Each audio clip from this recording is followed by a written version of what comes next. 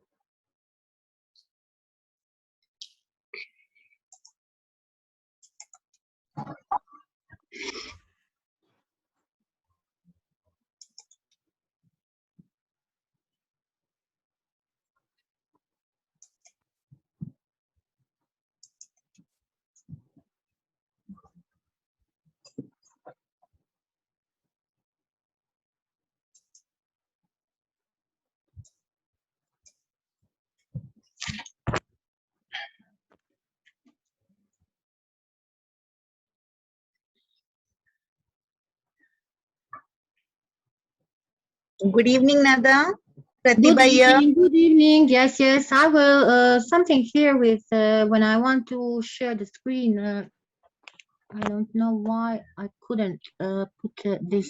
Yes. It is It's here. 5 o'clock, right, Nada? Our event going to be start? Yes, yes, yes, Pratibha, it will be. Okay, okay, okay. Yes. People are still joining. Good evening, sir. but Very good evening. people are. Speaking from Bangladesh, Professor Dr. Aravind Shah. Good evening to all. Good evening. Good evening. Yes.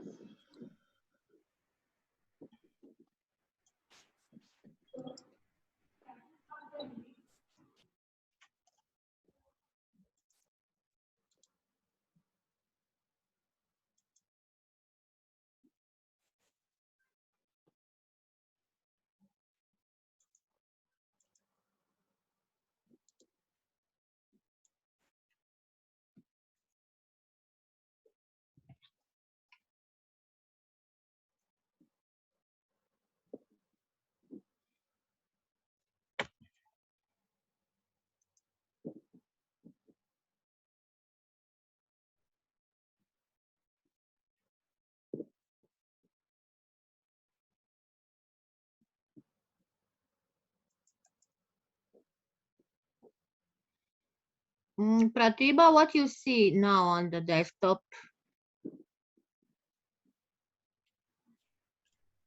Pratibha. We can see the videos, Nada. We can Okay, Yes. okay. Yeah, we can see the screen. Okay. Should we wait or we will start? We'll wait for 2 because only 14 people, all the speakers even didn't join, no? So let the speakers join and then by 5:15 we can start, I feel. Okay, okay. Otherwise it will be too late, na? So 5:15 will start, I think. Yes, it will. We will be late also because. Yeah, right. Yes, because the shuttle is going over 8 p.m. Fair enough. Nada, can you share the link once again with all the speakers? I think they must be finding the same difficulty which you were. Yes, I couldn't join. Yes, I will. Share the same link once again. Or the message which Okay.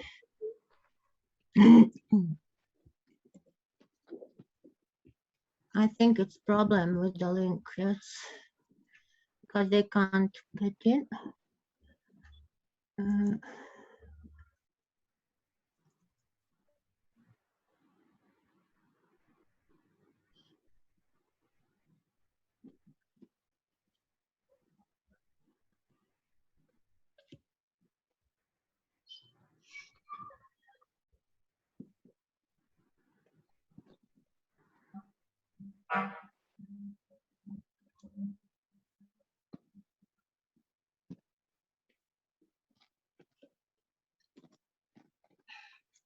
Okay.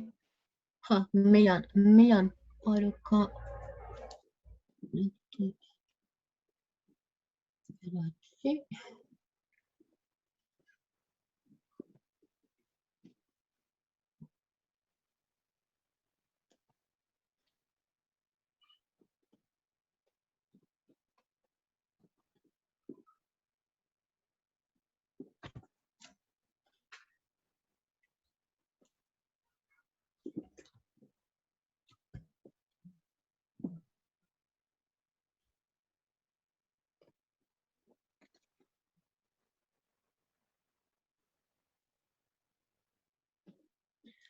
Okay.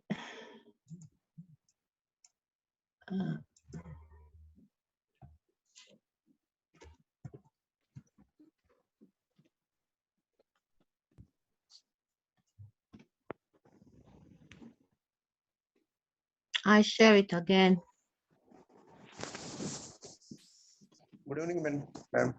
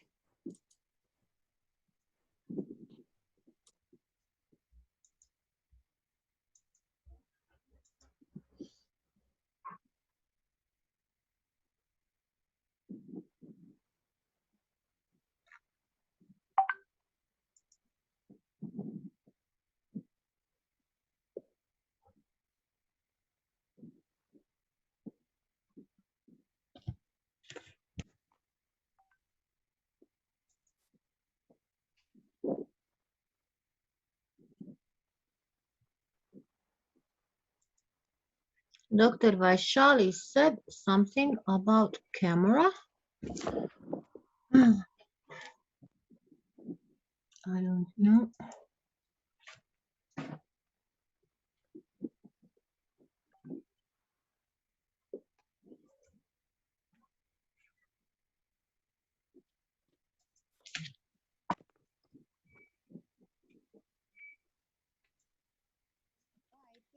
I send the link again. You have all the speakers. I think you should start now, Nada. We will start. So if there's somebody is not here, we will go with others. Yes, Okay. yes, we can go Okay. with the flow. Yes. All the best. Yes. Take care.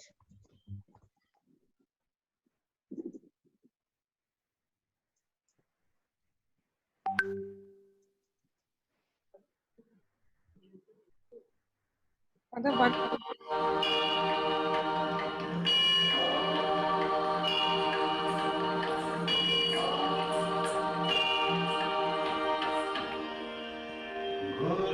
गुरुर्ब्रह्मा गुरुर्विष्णु गुरुर्देवो महेश्वरः गुरुः साक्षात् परब्रह्म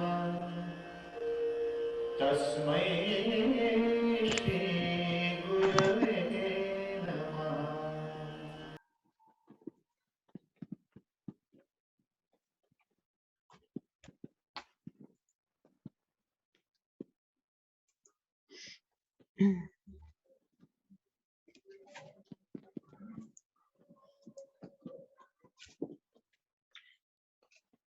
Good evening, respected dignitaries, colleagues, and my dear students. I want to express my gratitude to have been given the opportunity to express my thoughts in this historic ISDGS conference I mean the first International Sustainable Development Goal Conference. And firstly, I want to welcome our guest of honors, our co-founders of Iiu, trustee of Iiu, our highly experienced speakers, our highly energetic moderators, and finally, our lovely audience and all the participants. Let's talk about SDG. I want to throw some light on them and how IIU, International Internship University, will make a difference in this world. Yes, really, in this world. What are SDGs? The Sustainable Development Goals, SDGs, also known as global goals. I think that everybody here today know what are global goals.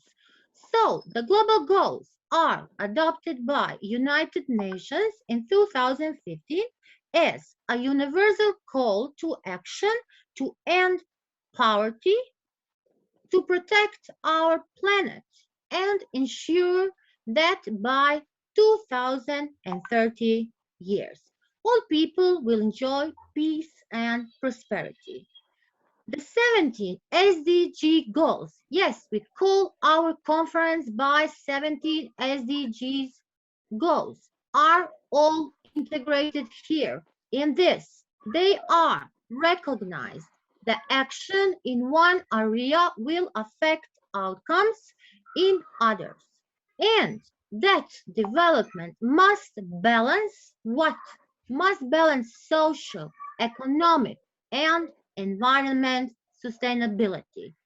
Sustainable development is development that meets the needs of the present without compromising the ability of future generations to meet their own needs.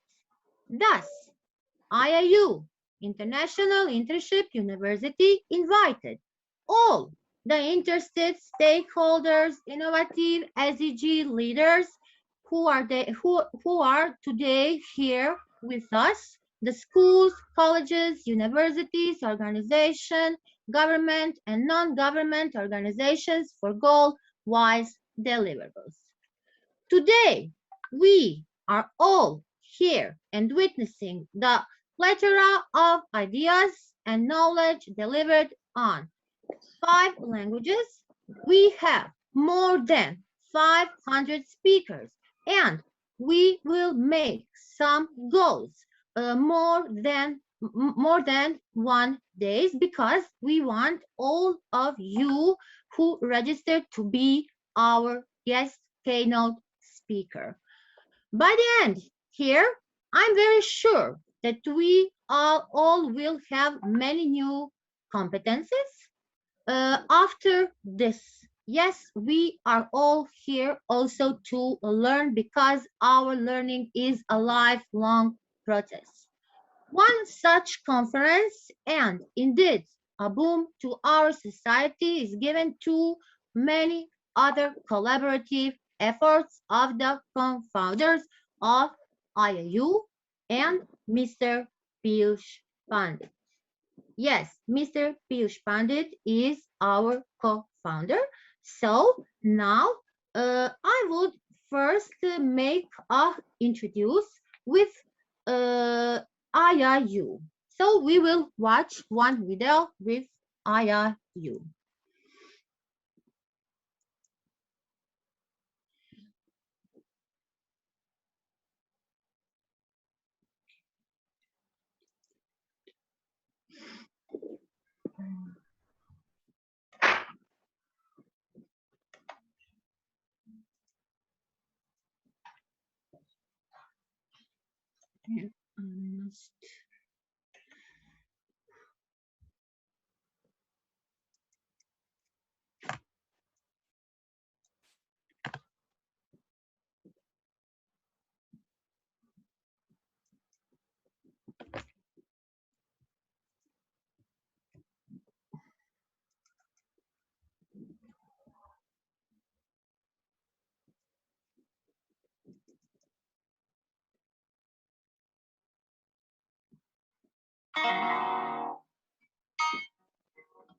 When you think about university, you think of a building, books in the library,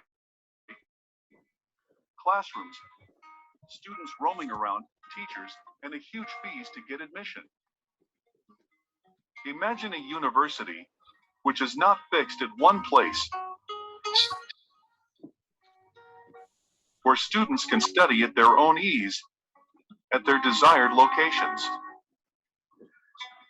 where the curriculum is updated with the technological changes, and focus on the true things which matter in life. The university which focuses on developing mindset. The university which develops skills. We are talking about the contemporary education mechanism, the virtual university. International Internship University believes in inspiring, inventing, igniting young minds, cultivating excellence in every student, see the video. accessible education, What? at their own You ease. can't see the video. If you can share the screen, please. Virtual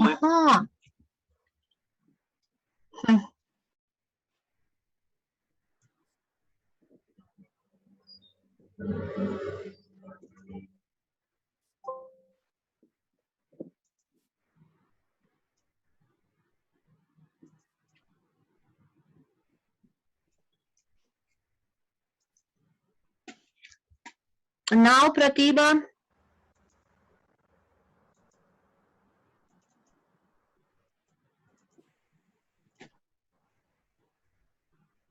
Why doesn't work?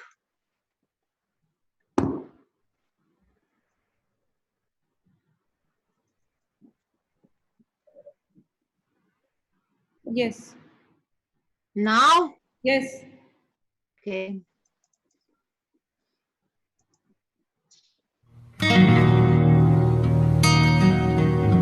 When you think about university, you think of a building, books in the library, classrooms, students roaming around, teachers, and a huge fees to get admission. Imagine a university which is not fixed at one place, where students can study at their own ease, at their desired locations, where the curriculum is updated with the technological changes, and focus on the true things which matter in life. The university which focuses on developing mindset.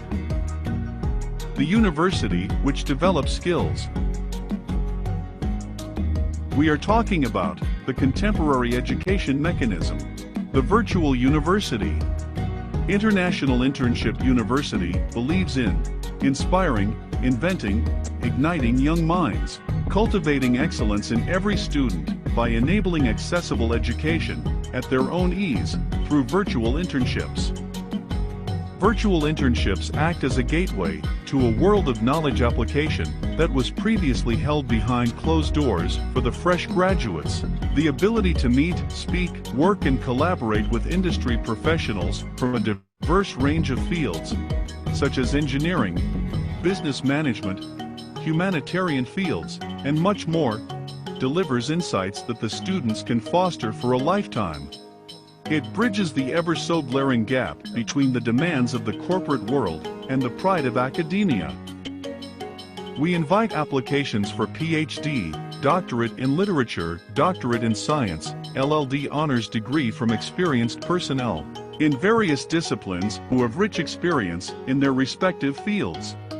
The program is offered only to a select group of accomplished individuals. As a professional, a degree or additional degree will allow you to make a greater impact.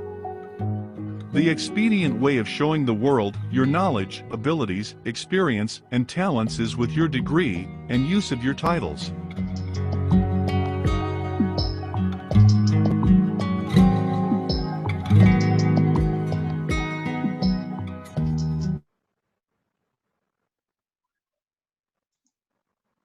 Yes, now we introduced International Internship University. But we can't talk about this university if we don't talk about our co-founders and our co-founders, Mr. Piyush Pandit. I will want to show now a video about Mr. Piyush Pandit. There are really no words to describe this person. So, who knows him know everything about that, but who didn't know him will make a conclusion from the video I will show now. I have here problem with the videos because they are not outside. This is the problem.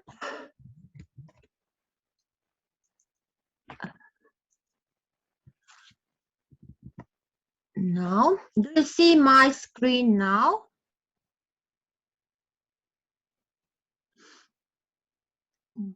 Not yet. Okay, okay. I will here.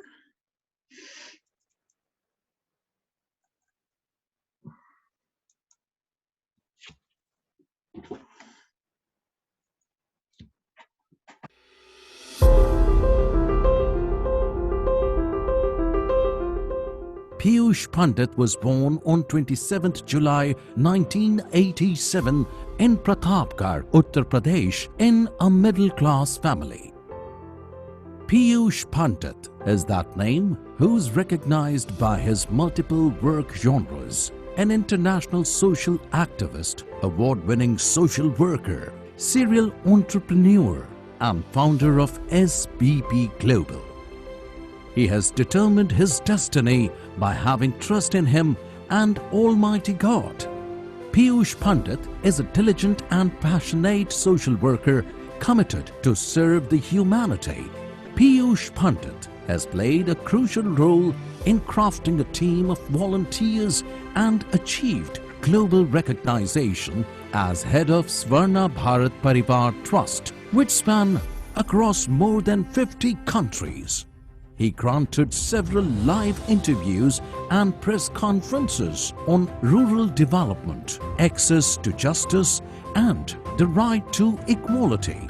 Iiu-Isdgc is youth leader with extensive social work experience, political activism, and stellar entrepreneurial achievements. When you think of social work and changing the world by improving human experiences, Iiu-Isdgc Pandit comes to mind. He is proactively mentoring other social activists to encourage social activism and entrepreneurship around the world. He is working fiercely towards achieving United Nations sustainable goals in India and over the globe. Under the flawless leadership of Iiu-Isdgc Pandit, Swarna Bharat Parivar Trust was established.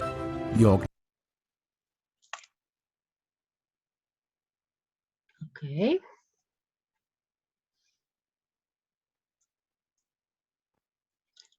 So, I hope so that you can make a conclusion.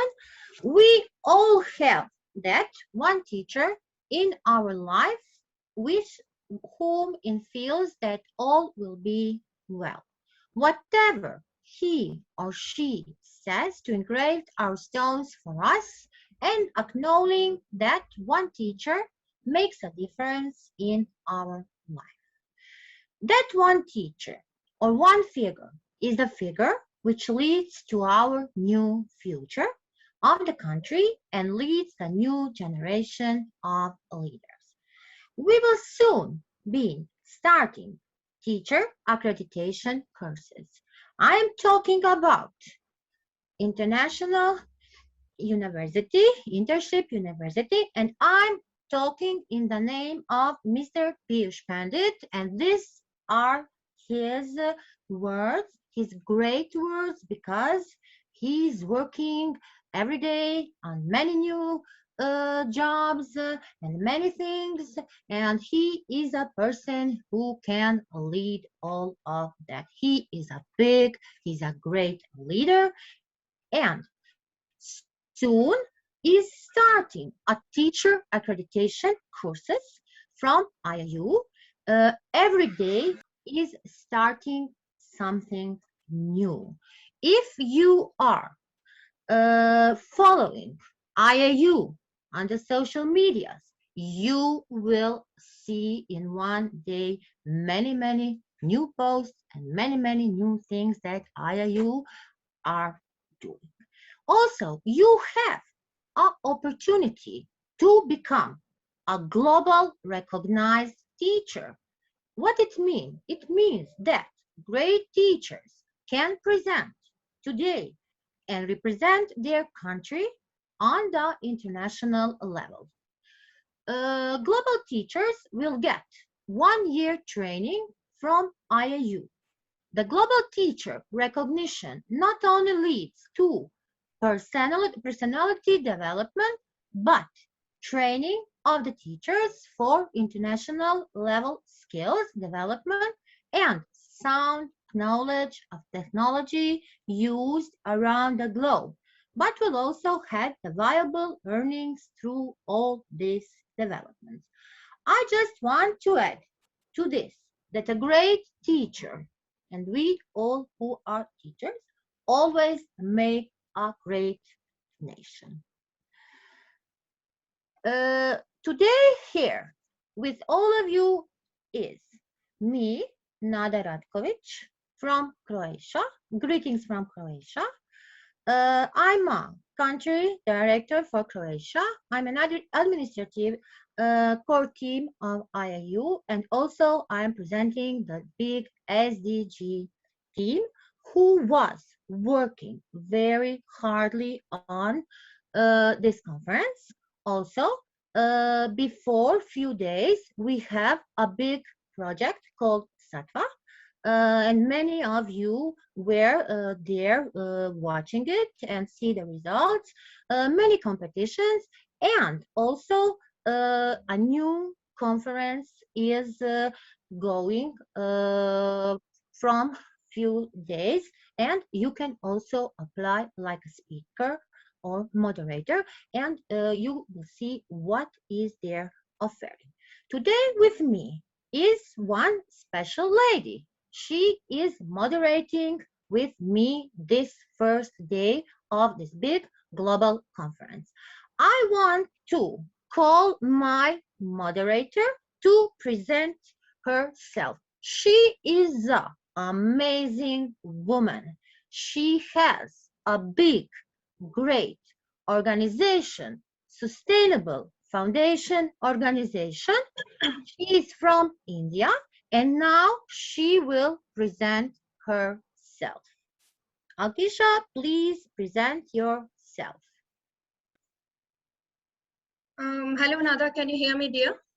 Yes, yes. Could you speak a little louder? Yeah, sure. Just a minute. Okay. Just increase the volume. I think it's fine now. So, hello, everybody. My name is Achla Bhupendra. It's a pleasure to be here. And my friend Nada, she invited me to help her in moderating. And she herself is a wonderful person. No need to say anything. I truly admire her. I truly respect Iiu-Isdgc and whole organization who is present here. So, further going ahead, as requested by Ms. Nada to introduce me myself, I just tell a little bit about myself because already this platform is filled with so many dignitaries and speakers across the world. So myself is a listener and learner here today, not as a speaker. So just to tell a little bit about myself, my name is Achla. I'm sustainability environment consultant by profession and a social worker by passion. I am chairperson of Sustainable Future Foundation, work to promote sustainable initiatives. I request everybody to please mute themselves. Okay, thank you so much. So, Sustainable Future Foundation work to promote sustainability initiative, global compliance reporting standards as professional activities, and some non-commercial activities as well. Apart from this, I am also consultant director at Dubai-based company AP Tech Serve UAE. I am also Iiu-Isdgc Green Classroom certified. This was my professional profile. Regarding my social, I am a vice president of Bharati Bhasha Savada Sansthan that work to promote language among families living in abroad and other diaspora. Apart from that, recently I've been appointed as a Director of International Relations Middle East at MSME Startup Forum, Bharat, to work and promote MSME, as MSME is the main ground root of India and other countries as well. Further, I'm also a National Vice President of Wiki NRI Council, Women's India Chamber of Commerce Industry, where I work to promote women empowerment and other issues. I don't want to take much time ahead because already most of the speakers must be waiting, and I'm eagerly waiting to listen to them. Dear Nada, please take the platform. Okay, thank you. Thank you very much. Thank you for joining us today. It was really our pleasure. Yes, we always have big people here at Iiu who will every day present something new. Now, it's the time for our speakers. Now the motive, we all are gathered here for our keynote speakers. I would like to give the stage to them, to the first speaker, and now who will enlighten us with his inspiring words. Today, every speaker will talk only 5 minutes. It is the limit. Why? Because we said that at the beginning, at the registration, all about that. So it's time to start with our first speaker. Our first speaker is Dr. Frolian Mobile from Philippines. Dr. Frolian Mobile from Philippines is an international diplomat. Dr. Frolian Mobile, are you here?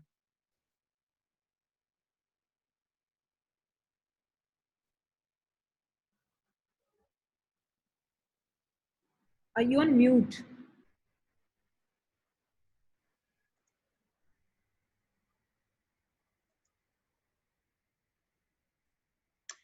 Ambassador Dr. Frolian Mobile, you can start your presentation.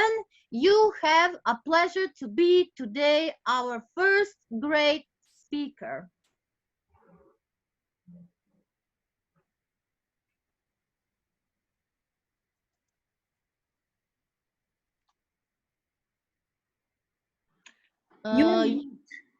Yeah, he's unmuted, but I don't know why his mic don't work. We don't hear you, Ambassador Dr. Frolian.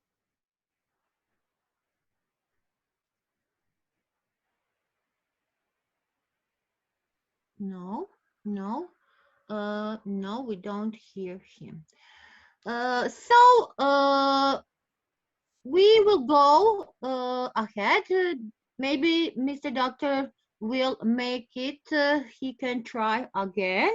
I will go to our next speaker.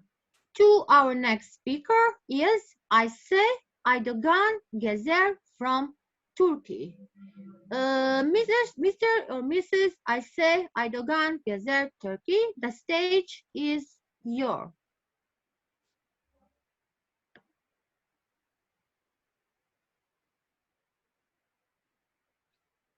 Aisha, please check, is our next speaker here? Nada, I'm there. Okay. I'm the third speaker if you want. Shelly, yes, hello, our dear Shelly. Yeah, our fine. dear Shelly Bisht from India. I must tell few words about Miss Shelly Bisht. She is a passionate educator with 21 years experience in teaching industry. She is an international speaker, moderator on many international conferences, in talk shows, core member, multi-awarder, deputy county director, and many things. I could talk today 2 hours about our Shelly Bisht. Dear Shelly Bisht, the stage is yours. Thank you, Nada, for a wonderful and a lovely introduction. All gratitude to you. Am I audible to you? Yes. Okay, so here I start. Is this a holy thing to see? In a rich and fruitful land, babies reduced to misery, fed with cold and a serious hand, is that trembling, cry a song? Can it be a song of joy? And so many children poor. It's a land of poverty, with fingers weary and worn, with eyelids heavy and red. A woman set in unwomanly rags, plying her needle and thread, stitch, stitch, stitch, in poverty, hunger, and dirt, and still with a voice of dolorous pitch, she sang the song of the shirt. Good evening, all dignitaries, speakers, lovely moderators, and participants. It's an honor for me, Shelly Bisht, Deputy Country Director, India IIU, to address at the opening ceremony of first Iiu-Isdgc 2021 conference. Sustainable Development Goal 1 of the 17 SDGs established by United Nations in 2015 calls for no poverty. The official wording is to end poverty in all its forms, wherever. Member countries have pledged to leave no one behind. Underlying the goal is a powerful commitment to leave no one behind and to reach those farthest behind first. SDG 1 aims to eradicate every form of extreme poverty, including the lack of food, clean drinking water, and sanitation. Achieving this goal includes finding solutions to new threats caused by climate change and conflict. It focuses not only on people living in poverty, but also on the services people rely on and the social policy that either promotes or prevents poverty. The goal has 7 targets and 13 indicators to measure progress. Despite the ongoing progress, 10% of the world's population live in poverty and struggle to meet basic needs such as health, education, and access to water and sanitation. Extreme poverty remains prevalent in low-income countries, particularly those affected by conflict and political upheaval. One of the key indicators that measure poverty is the proportion of population living below an international and national poverty line. Measuring the proportion of the population covered by social protection systems and living in households with access to basic services is also an indication of the level of poverty. Now, eradicating poverty has been made more difficult by COVID-19 pandemic in 2020. Let me discuss the UN-defined 7 targets and 14 indicators for SDG 1. Target 1, eradicate extreme poverty. Target 1.1 includes 1 indicator, that is, proportion of population living below the international poverty line aggregated by sex, age, employment status, and geographical location. Target 1.2 says, reduce poverty by at least 50%. Indicators tells us proportion of population living below the national poverty line, proportion of men, women, and children of all ages living in poverty in all its dimensions according to national definitions. Target 3 implements nationally appropriate social protection system. It is a proportion of population covered by social protection systems, distinguished children, unemployed persons, older persons, persons with disabilities, pregnant women, newborns, work injury victims, and the poor and the vulnerable. Target 4, equal rights to ownership, basic services, technology, and economic resources. Its 2 indicators are proportion of population living in households with access to basic services, and proportion of total adult population with secure tenure rights to land with legally recognized documentation who perceive their rights to land as secure and type of tenure. Target 5, build resilience to environmental, economic, and social disasters. It has 4 indicators basically. Number of deaths, missing persons and directly affected persons attributed to disasters, direct economic loss attributed to disasters in relation to global gross domestic product, number of countries that adopt and implement national disaster risk reduction strategies in line for disaster risk reduction, proportion of local governments that adopt and implement local disaster risk reduction strategies in line with national disaster. Then mobilization of resources to end poverty. It has 3 indicators basically. Proportion of total government spending on essential services, sum of total grants and non-debt creating inflows directly allocated to poverty reduction programs as a proportion of GDP. Establishment of poverty eradication policy frameworks at all levels. Create sound policy frameworks at the national, regional, and international levels based on pro-poor and gender sensitive, that is pro-poor public social spending. Now, what are the challenges?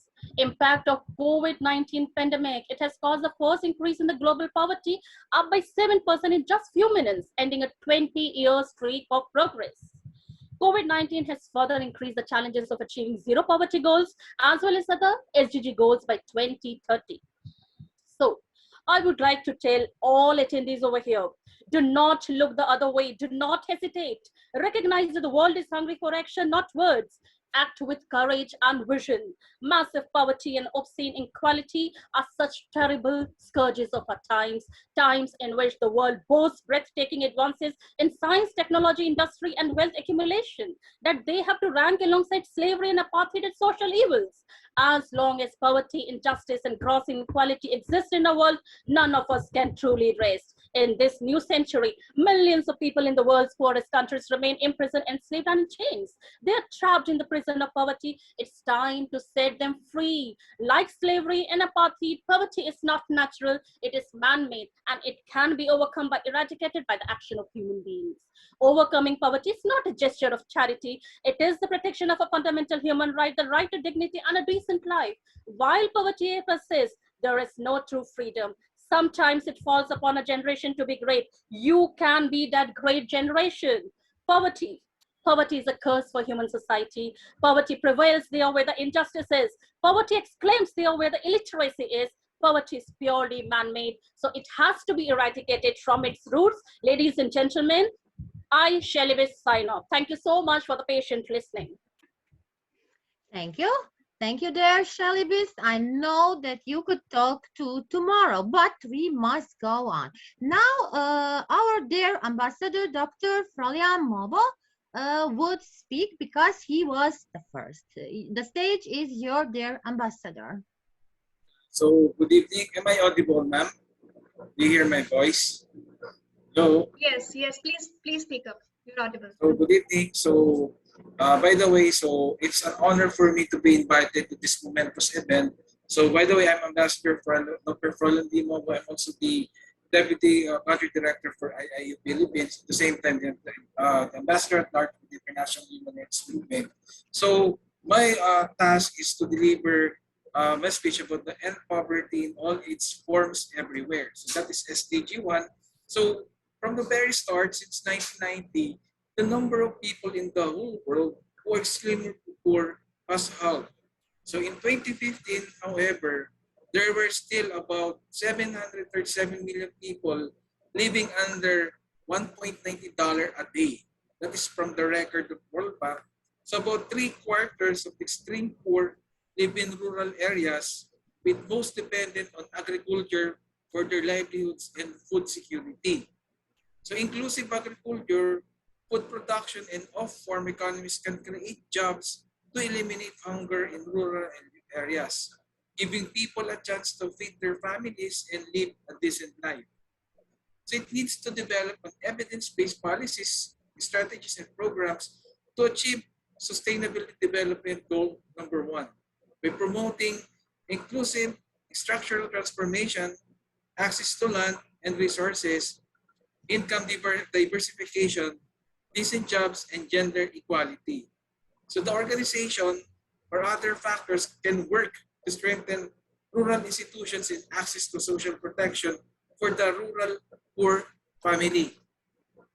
So in today's pandemic, this induced humanitarian an economic crisis which represent an unprecedented opportunity to go beyond emergency responses and address our economy's structural flaws so that government can do stimulus and recovery packages that can already shaping the future.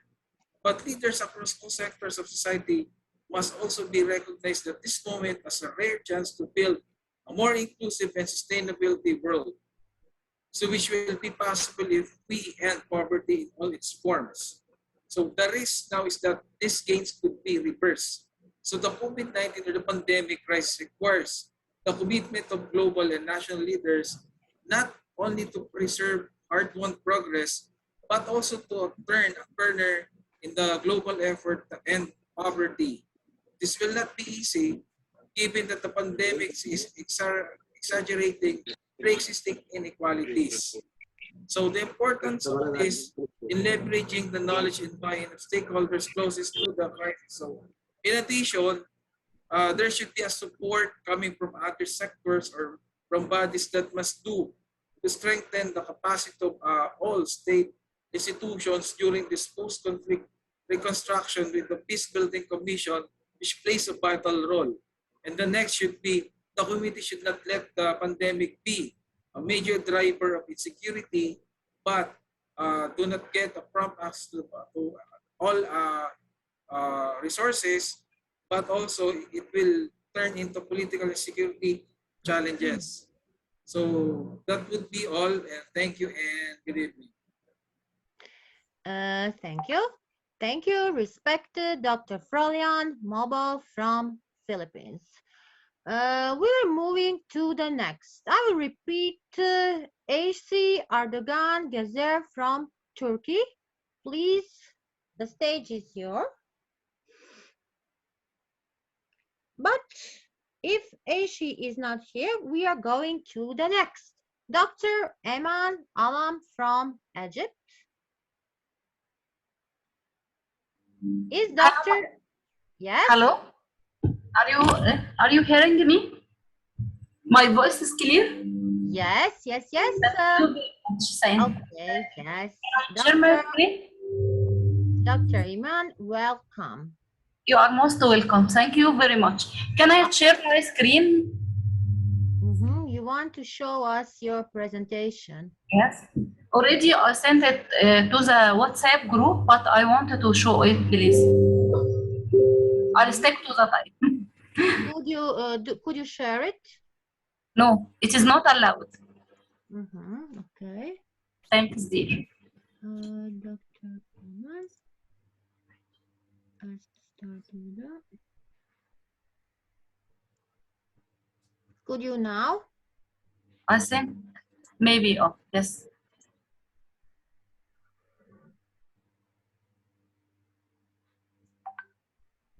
No.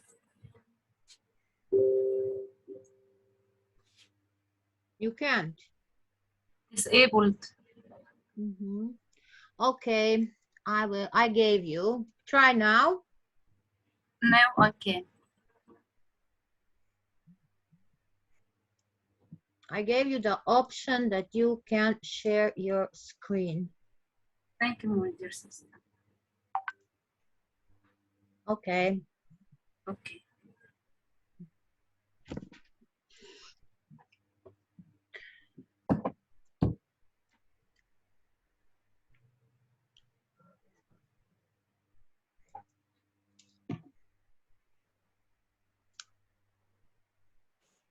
You can start, please.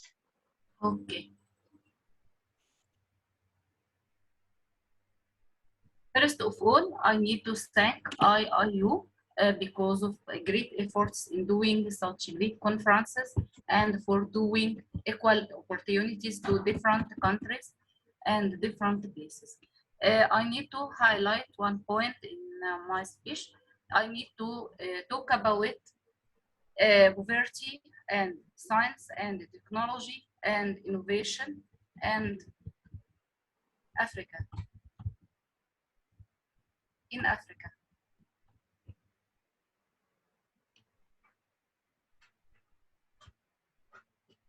Problems of underdeveloped particular, the problems of lowest income countries in the world extend from beyond. Sorry, but some people need admission. Please, can you admit them? Extend far beyond the issues of economic strategies. Who's found that in many parts of the world? Please, can you talk a little louder? Sorry? Could you talk a little louder? We don't hear you.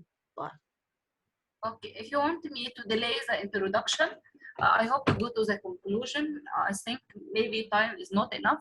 We need to encourage focusing on basic and applied sciences, making the science outside of laboratories. It must be transferred to a product. Innovation, creative works in the area of drugs, improving education quality. Education by love must be done. Improving life quality, training programs, scientific networking, and reduction of exporting raw materials. Manufacturing is highly required instead. Awareness about intellectual property rights will encourage innovation in science. All colors of biotechnology for a better life is needed. Phytochemistry to get your products, insecticides and repellents from our or your own plants and to be manufactured. Equal opportunities to Black African with other scientists in foreign countries. Color of skin is not the color of mind because we have many African innovative minds. Science and technology transfer between countries is highly required. Investment in science and technology and innovation. R&D organizations, peace and appreciation of others and acceptance of opinion differences, no discrimination for any reason, human rights must be fixed to a higher levels, positive and effective minds must be encouraged, fighting corruption, diseases, crimes, not fighting others with a different view, human and social responsibility, and finally, youth and youth and youth. Thank you very much. I concluded before. Thank you. Thank you, Doctor. Thank you, Dr. Eman from Egypt. We didn't present her. Botany lecture, microbiology department, faculty of science, Al-Azhar University. Thank you very much. We are moving to our next speaker, Kizerbo Tidiane from Burkina Faso. Kizerbo Tidiane from Burkina Faso. Are you here?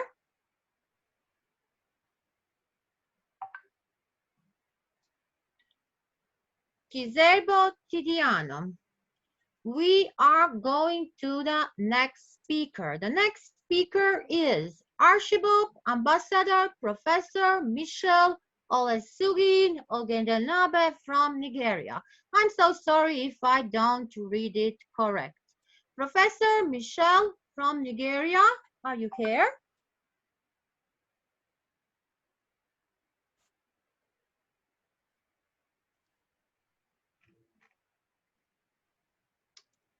No. Our next speaker. Hello? Yeah, I can hear you. Can you hear me? I can hear you. Can you hear me? Yeah, I can hear you very well. I don't. I can hear you very well. Can you hear me? What? Hello. Can you hear me? I can't hear you. Hello. There is, I think, little network issue is there, His Highness Archbishop. Can you hear us properly? Archbishop. Very well. I see him here. He's here, but I can hear you very well. we have microphonia. Do you have maybe two things open? Please, if you have mobile or something else, shut it. We don't hear you good. Okay. Now. Can you hear me? We don't hear you. I think that it's bad. In Nigeria is always bad network and network issues. Archbishop, would we try a little later again? Can we try again a little later? Okay, no problem. Okay, please. Thank you. Yeah, Thank no you very problem. much. Thank you. Okay. Yes, we will go back to you again. Now we are calling Professor Jard Akama Oniari from Kenya. Is Professor Jard Akama Oniari from Kenya here with us?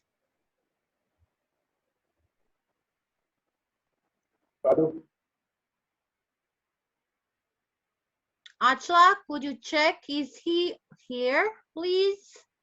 Yes, I'll do that.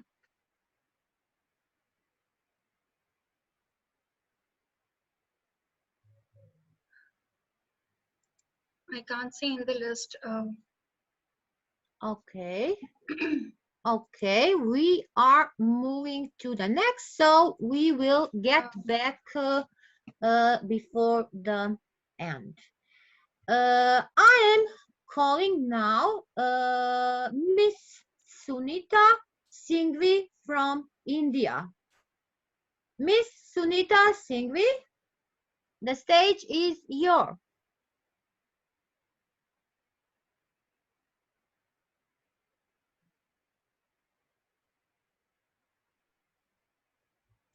Hello, Miss Sunita, are you here?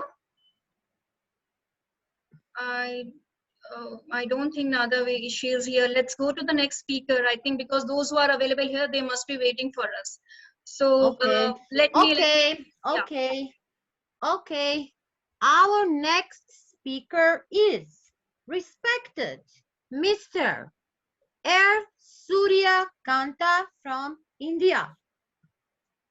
Is Mr. Suryakanta from Odisha, India here with us?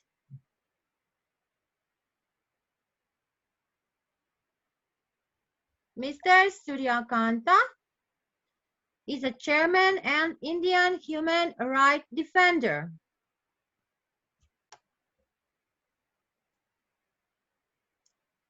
He is not with us. No. Let's call Miss Sapna. Miss Sapna, are you here?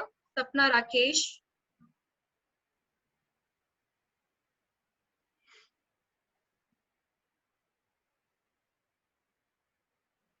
No, I'm going to the next speaker. If you're here, please raise your voice. The next one is Maya Rana from Nepal. Are you here?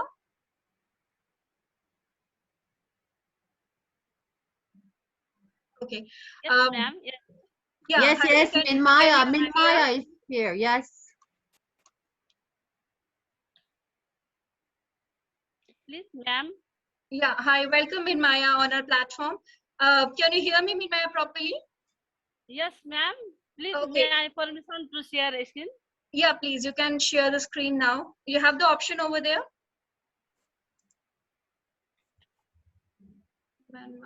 Yes, ma'am. Okay.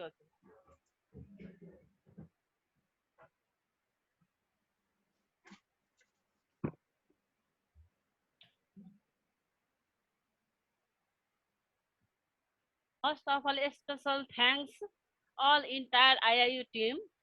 It's me, Maya Rana from Nepal. Today my topic is, oh sorry, what happened?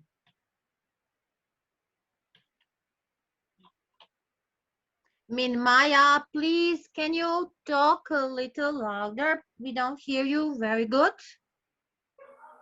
Okay, ma'am. Yes. Can you hear me, ma'am?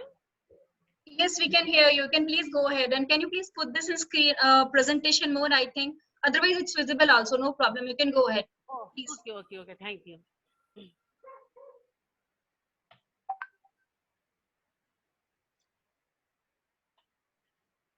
So before Professor Minmaya starts, I would like to present her. Minmaya Rana is from Nepal and she is a teacher at Shaniti Shniksha Mandir Secondary School, and she's also a big social worker. Maya, please start your presentation. Okay, thank you so much, ma'am. Today's my topic is no poverty. First of all, I would like to say the many of the challenges facing humankind, such as climate change, water, and inequality, user can mainly reduce the global level and promoting sustainable development, accompanying the social progress, environmental balance, and economic growth. As a part of a new sustainable development roadmap, the United Nations approved the 2030 Agenda, which contains the Sustainable Development Goals, a call to action to protect the planet and guarantee to global well-being of people. Those common goals there are 17 Sustainable Development Goals, which are the first priority is the no poverty in the world. Then, first of all, we can say what is poverty. When a person is unable to fulfill their basic needs such as food, clothes, shelter, health, and education, that is called, we can say, poverty. Poverty also classified any two types, which are the absolute poverty and relative poverty. It is the complex lack of the means necessary to meet basic the personal needs such as food, clothing, and shelter, and relative poverty. And also the Sustainable Development Goals, also known as the goals, are the call for the United Nations that are a huge global survey among the 26,000 people from and 24 countries show the 87% of the people believe that extreme the poverty has either stayed the same or got worse over the past 20 years. And 1 billion people have rise out the extreme poverty since 1990. This means we are already halfway to the eradicating global poverty. Still, 840 million people to go the global poverty be eradicated by 2030, and 67% of the people are promised, and so ending the global poverty is not possible, but only 30% people says that it may be possible. So in the poverty is all it's from the every when the target by 2030, 1.25% who earn money is called the extreme poverty from the 2015 SDG goal. Ensure that all men and women, poor and the vulnerable, equal rights to the economic resource, access to the basic service, and ownership.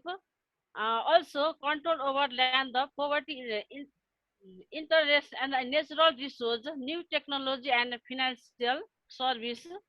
And also we can say in the context of the poverty in the Nepal, 18.7% poverty in Nepal, but multi-dimensional people are the 28.6% poverty in Nepal. Miss Maya, please, you have only 5 minutes, please. You have okay, so many. 5 minutes is yours, please. Okay, and 28% in the secondary level education poverty, and 37.9% in the university education. And so,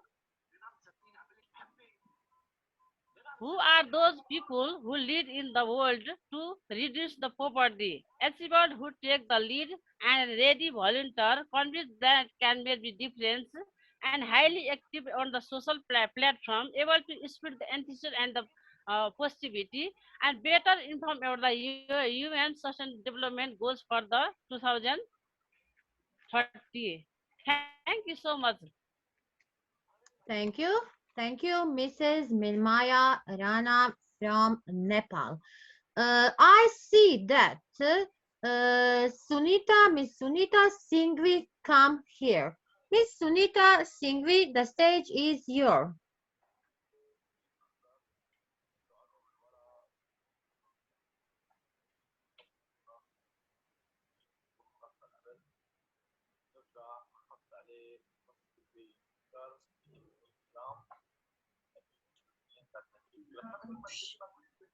Sunita Singhvi, do you hear us? Let's call the next speaker. Okay, okay. If she's here, she'll just write a message and we'll call her. Okay. So, should I call the next one, Nada? Is it okay? Yes, we will call our great speaker, our next great speaker, Dr. Pradeep Das Gupta from India. Dr. Pradeep, are you here?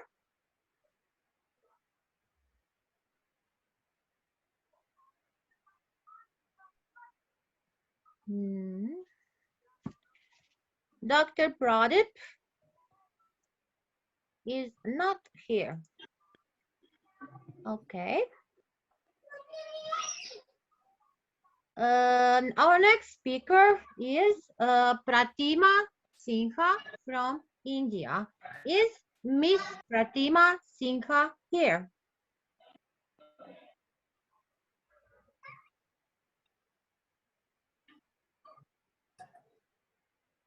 Miss Pratima Sinha.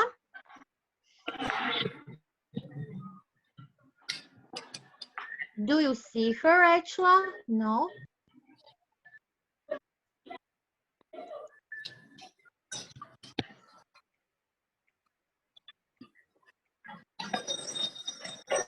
No, she is also not here. We have make a schedule. We have make a schedule with the time. The schedule is made and everybody knows that time. But as I said at the beginning, it's very hard to make that because everybody is a speaker only for 5 minutes. And if everybody know that he is today speaking, I think that he must respect the time because if somebody is not here, we are moving so fast and going ahead. So I will make a little break. I will show one video, and I hope that our speakers who registered for today, for the first day of conference, will come and present their work. So we will go to a little video. I will share the screen.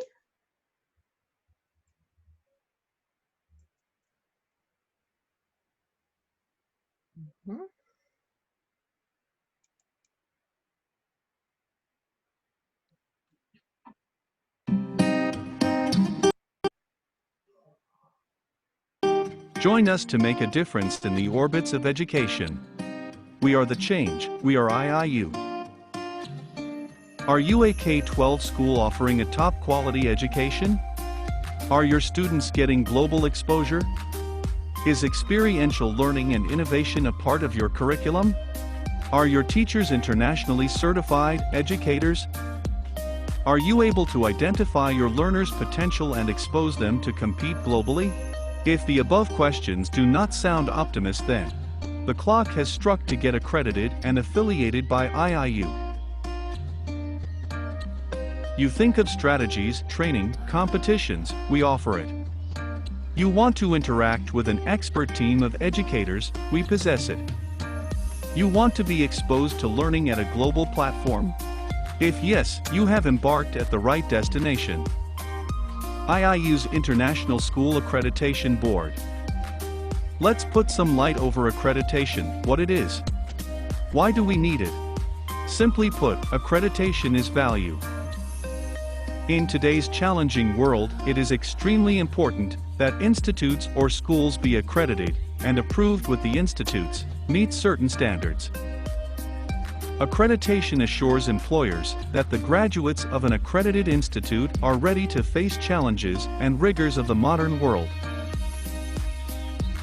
The students who graduate from accredited institutes and schools have access to enhanced opportunities and employment and global mobility. Iiu accreditation affiliation has no bars for any boards like state boards, CBSE, ICSE, IGCSE, IB. Iiu accreditation affiliation has created an arena for learners across the various countries and continents throughout the globe. What are you waiting for? Apply now. Iiu's International School Accreditation Board.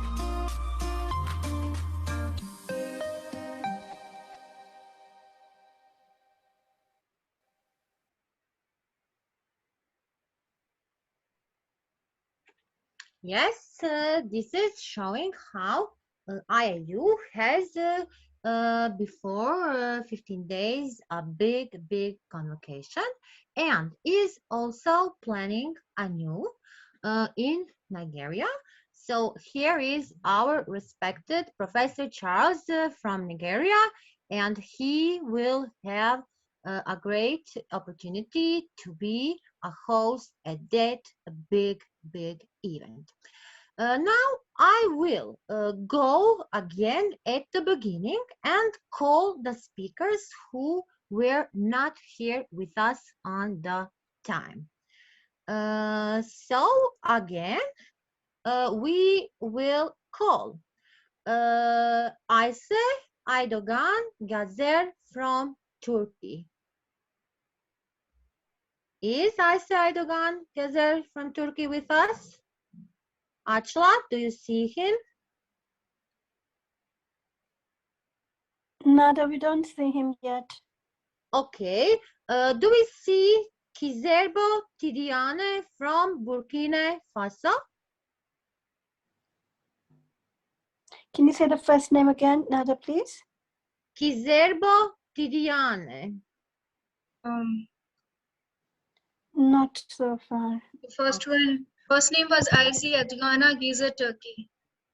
Okay. Don't really see them yet. Professor Jared Akama Onyari. Professor Jared Akama Onyari from Kenya.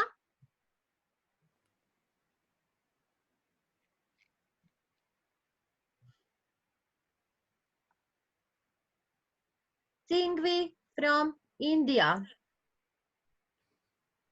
Miss Sunita Singvi from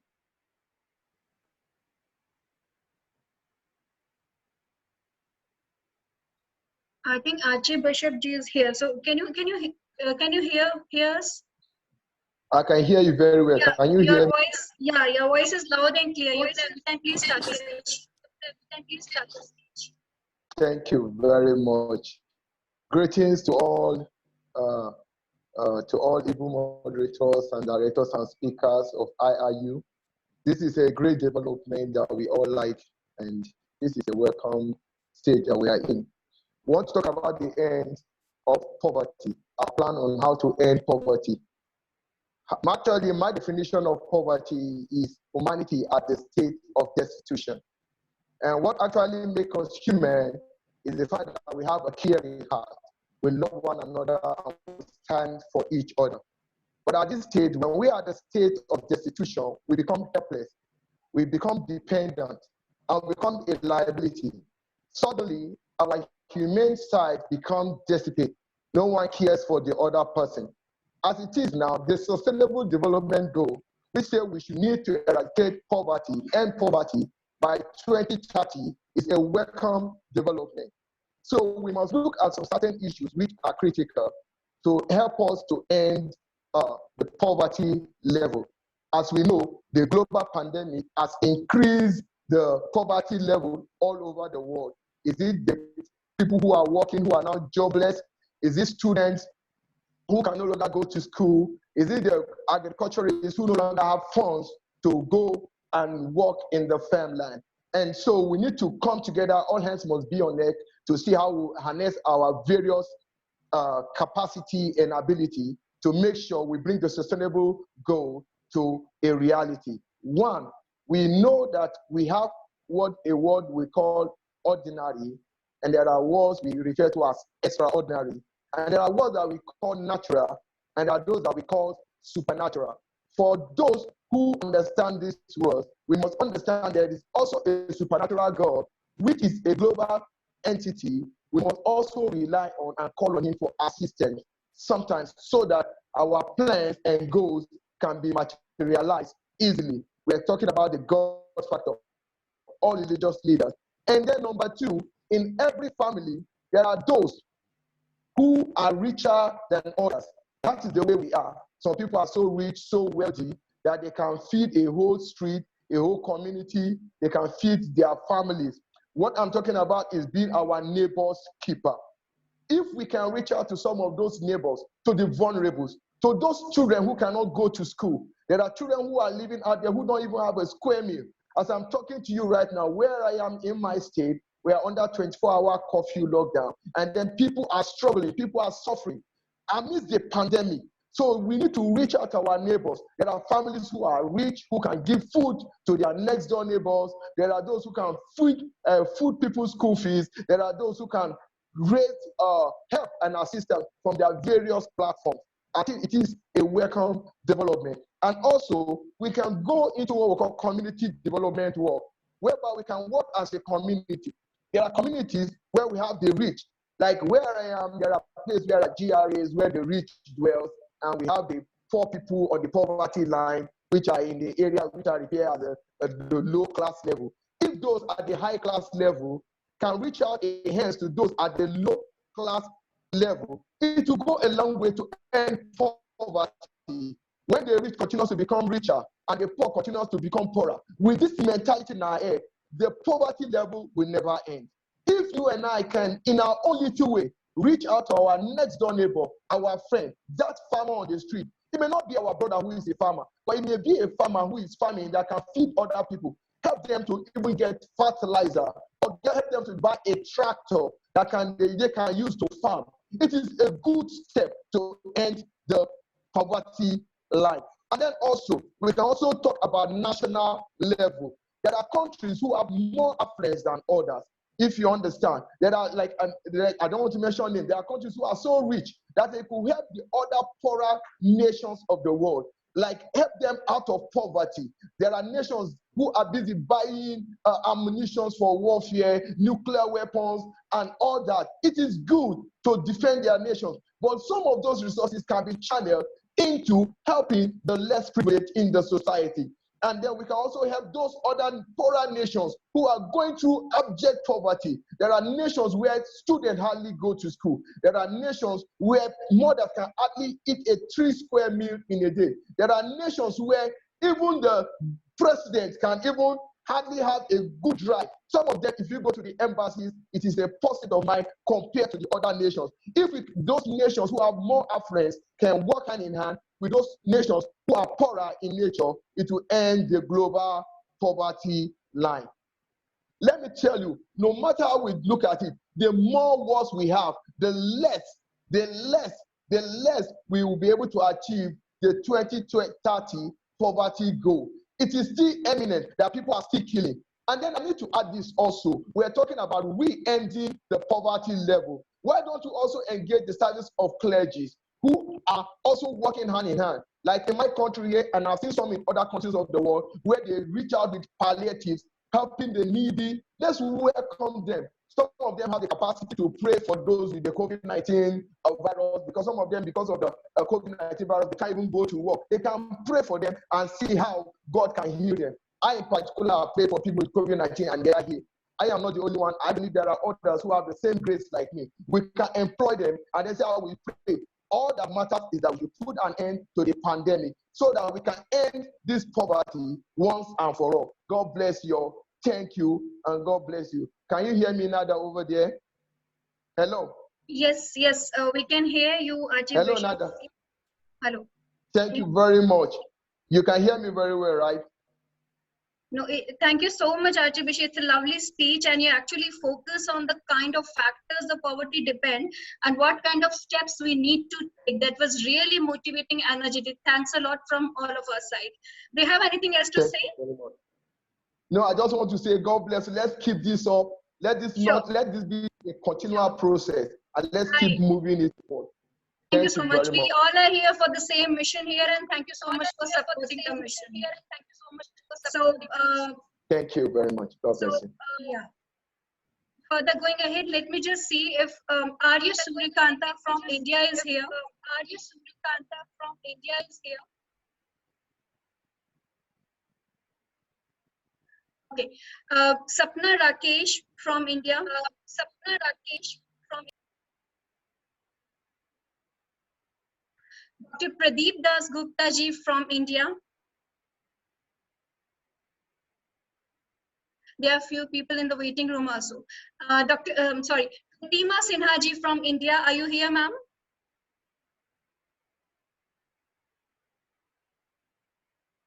Okay. Miss Nikita Kothari from India. Are you here, Nikita ji? Can you hear me? Okay. Next is Vinay Kumar Yadav from India. Vinay ji, are you here?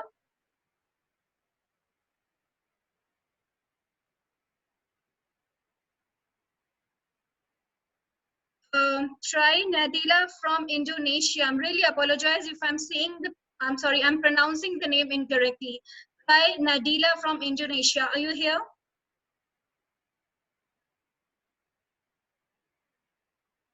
Okay, I'm going ahead. It is Lucia Salvador Bizeto, Brazil. Are you here, sir? I repeat, Lucia Salvador Bizeto from Brazil. Hi. Hi. Good evening. Can you hear me, dear? Yes, it's okay. Thank you. It's a pleasure to hear you. I'll just tell a little bit about yourself to the audience. You have given a very brief introduction, and it's really so inspiring to have you here, ma'am. How do you pronounce your name? Can you please tell me? Sorry. Beatriz. Beatriz. Oh, I'm so sorry for that. Yes, I no just problem. apologize. Okay. So Beatriz, she has done postdoctoral student at University of Aveiro, Portugal, PhD in administration from Ministry of Taxios, Brussels, UCS, PUC, RS agreement, Master in Business Administration for University of Taxios. And you are also related with spirituality between Brazil, Pakistan, India. That's quite interesting. Governments and Entrepreneurship, National and International Journal Review, editor of Tropio magazine. Interesting. International book co-author and national book author and book chapter conference speaker and online conference organizer. This is really inspiring, ma'am. Could you please take the stage? Yes. Thank you very much for your kind words, Mr. Esha. Miss Achla. Thank you. Okay, thank you. I would like to thank Miss Nada too. Okay. All right. I'm going to talk about the theme here. The UN has prepared an agenda to transform our world to 2030 for sustainable development. The UN and its partners in Brazil are working to achieve the Sustainable Development Goals. In fact, it is a global call to action to end poverty, protect the environment and the climate, and ensure that people everywhere can enjoy peace and prosperity. These are the goals to which the United Nations is contributing so that we can achieve the 2030 agenda in Brazil. They seek to realize everyone's human rights and achieve equality in the dimensions of sustainable development that include economy, social, and environmental. They emphasize that they are determined to end poverty and hunger in all its forms and dimensions and ensure that all human beings can fulfill their potential in dignity and equality in a health environment. We are determined to protect the planet from degradation, particularly through sustainable consumption and production, sustainable management of its natural resources, and take an urgent action on climate change so that it can support the needs of present and future generations. The objectives and goals are an extremely ambitious and transformative vision. A world free of poverty, hunger, disease, and destitution envisioned, where all life can prosper. Envisioning a world free from violence, wars, and fears, a world with universal literacy, with universal equity to quality education at all levels, is healthcare and social protection where physical, mental, and social well-being are ensured. A world where the human right to clean water and sanitation and with better hygiene, where food is enough, safe, affordable, and nutritious.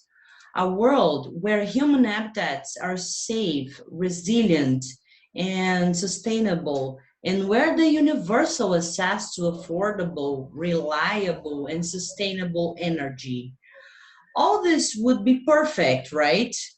But there is a great concern, particularly youth unemployment, and great concern about the global health threats, more frequent and intense natural disasters, rising conflicts, violent extremism, terrorism, and related humanitarian crises, and forced displacement of people threatening reverse much of the development progress made in the recent decades. The depletion of the natural resources and the negative impacts of environmental degradation, including desertification, drought, land degradation, freshwater scarcity, and loss of biodiversity, add to and exacerbate the list of challenges facing humanity. Climate change is one of the greatest challenges of our time, and its negative effects undermine the ability of all countries to achieve sustainable development. In my opinion, what is missing are basic principles that depend only on each one of us in our schools. We are very attached to impose theories that last for hundreds of years. We always hope that the others do.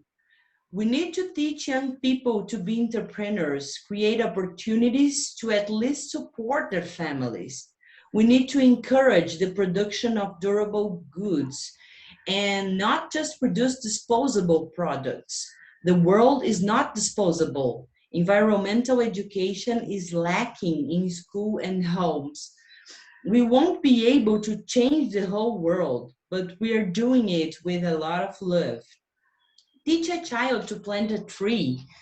Teach her or him why trees are needed. Teach them to water and fertilize the plant. Teach your child to charge people who throw garbage in the street. The child has the power of persuasion. Invite a child to see a polluted river and tell him or her how many fish they are suffering there. Encourage the children to consume natural products, but tell them why this is important. Do not encourage children to fix their toys. Encourage them to take care of their clothes, and when it's no longer useful, donate to a colleague. But also encourage them to wear clothes from other colleagues. This will contribute to the circular economy. Finally, do all these practices yourself. Thank you very much for the opportunity. Thank you. Thank you, dear Beatrice, very, very much. Our Beatrice is a big leader. She's with us in IIU. She's also a global edu leader, and everything, the best and the great presentation. Thank you very much, and greetings to Brazil. I apologize, I lose the internet connection. I talk to my friend Charles. Dear Charles, do you see that I in Croatia also have problems like you? Okay, we are moving to the next. Our next speaker is Miss Ishaf Ahmad Vagai from India. Is Miss Ishaf Ahmad Vagai with us from India?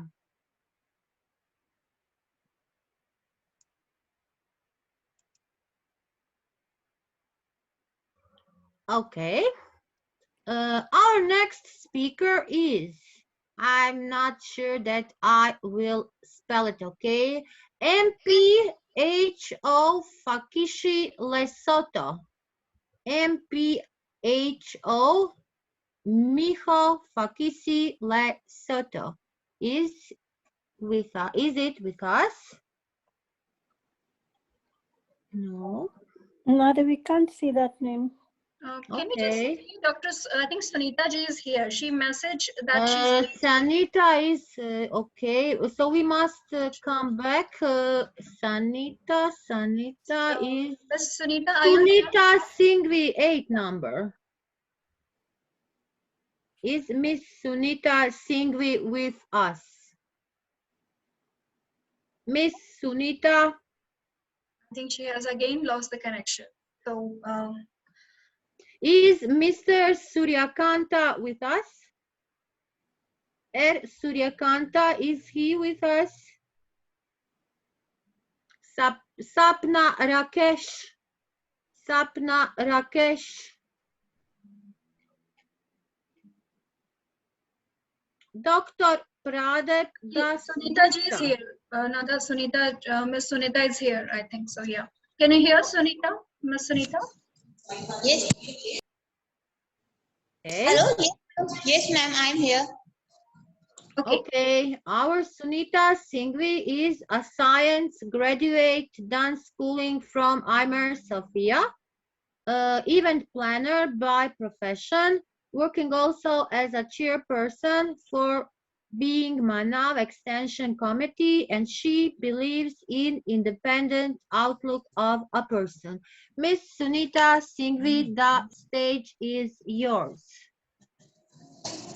Yes, ma'am, I'm a science graduate. I've done my schooling from Ajmer.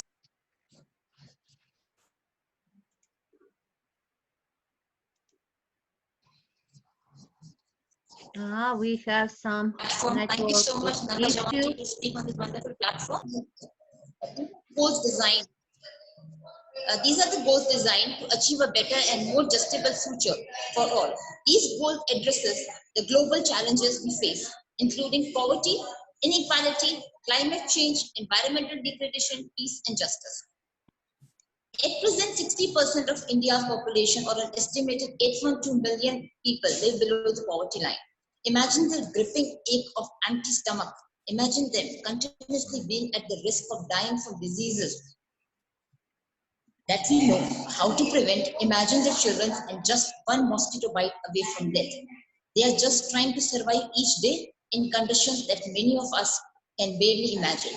It seems as if the world is blind to their struggles and their dreams. We cannot leave these people behind. It's time now to act. It's time now to commit ourselves to sustainable development goals, including our goal of ending extreme poverty in our world. It's an urgent work that must be done. We must stand with these struggling families. We must support them as they work and strive for a better life. We need to end the injustice of extreme poverty.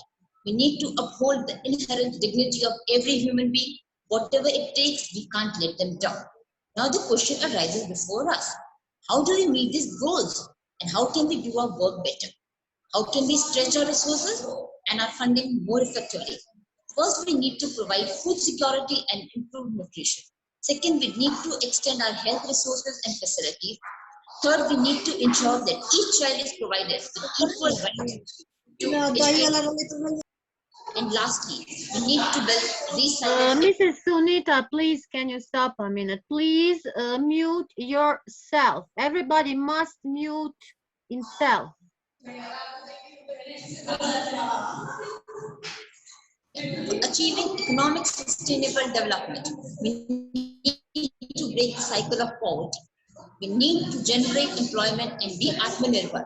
Talking about the economical pillar, all the countries will be affected by a changing climate.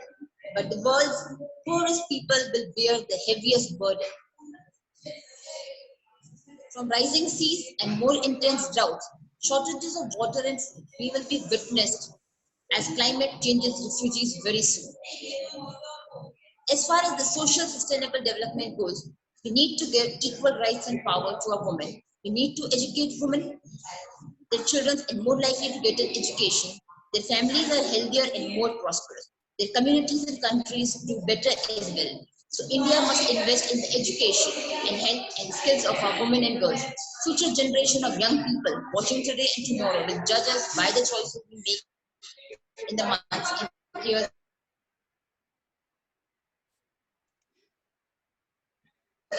So let's try and achieve. I think that Miss Sunita is in school. Are you, Miss Sunita, talking from school?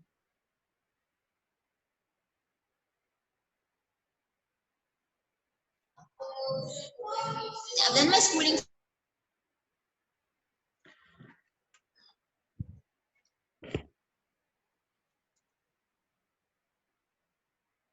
I think she has lost the connection, Miss Nada.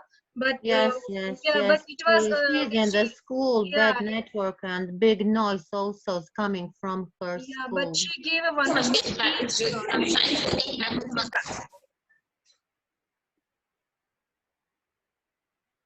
Yes, we lost Miss Sunitu Singhvi in the full. Okay, let's move further. I am calling Miss Pratima Sinha from India. Is Miss Pratima Sinha from India here? Miss Pratima Sinha.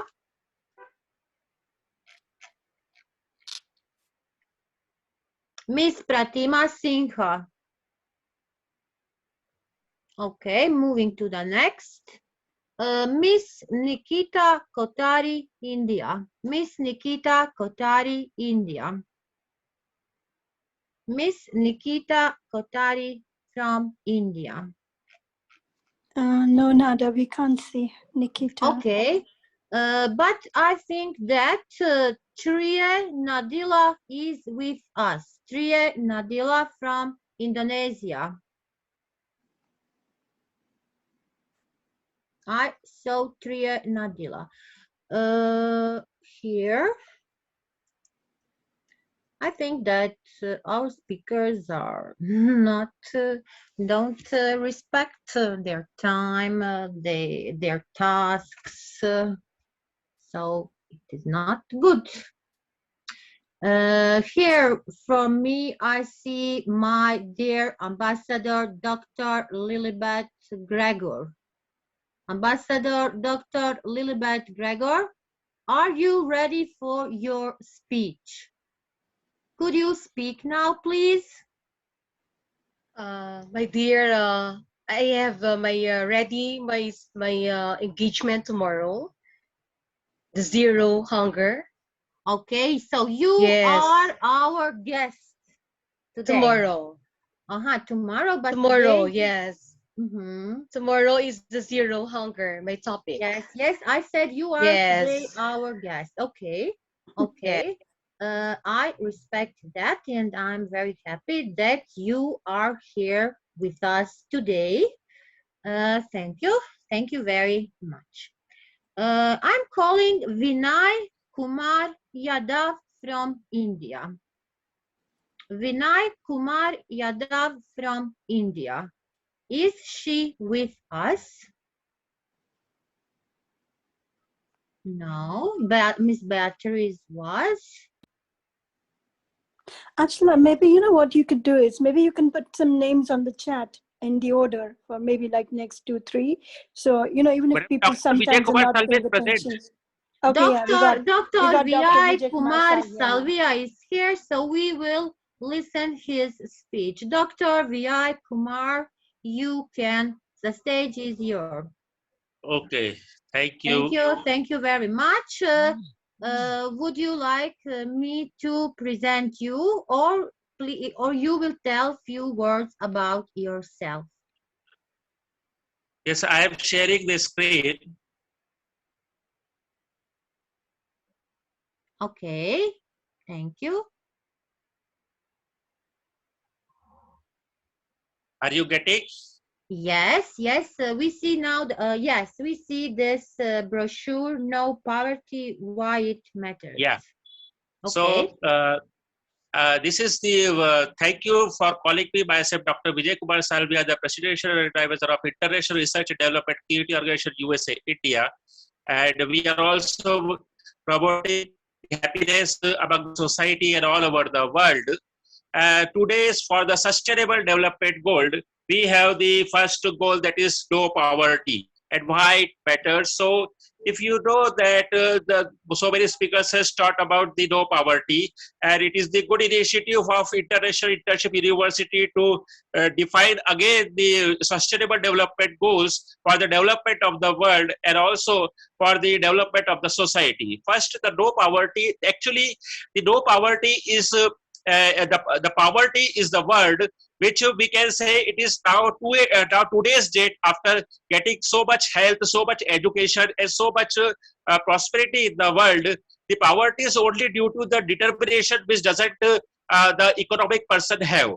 So we all, whatever the educationist or the developed person, should work to related to the sustainable. That is, the poverty is only because of the we are not using our resources, our technology, and our development for the development of the low cost people. If you see, if we are every year we are seeing the demographic that the Zambia and other Southeast countries and African countries, they are always in a poverty level.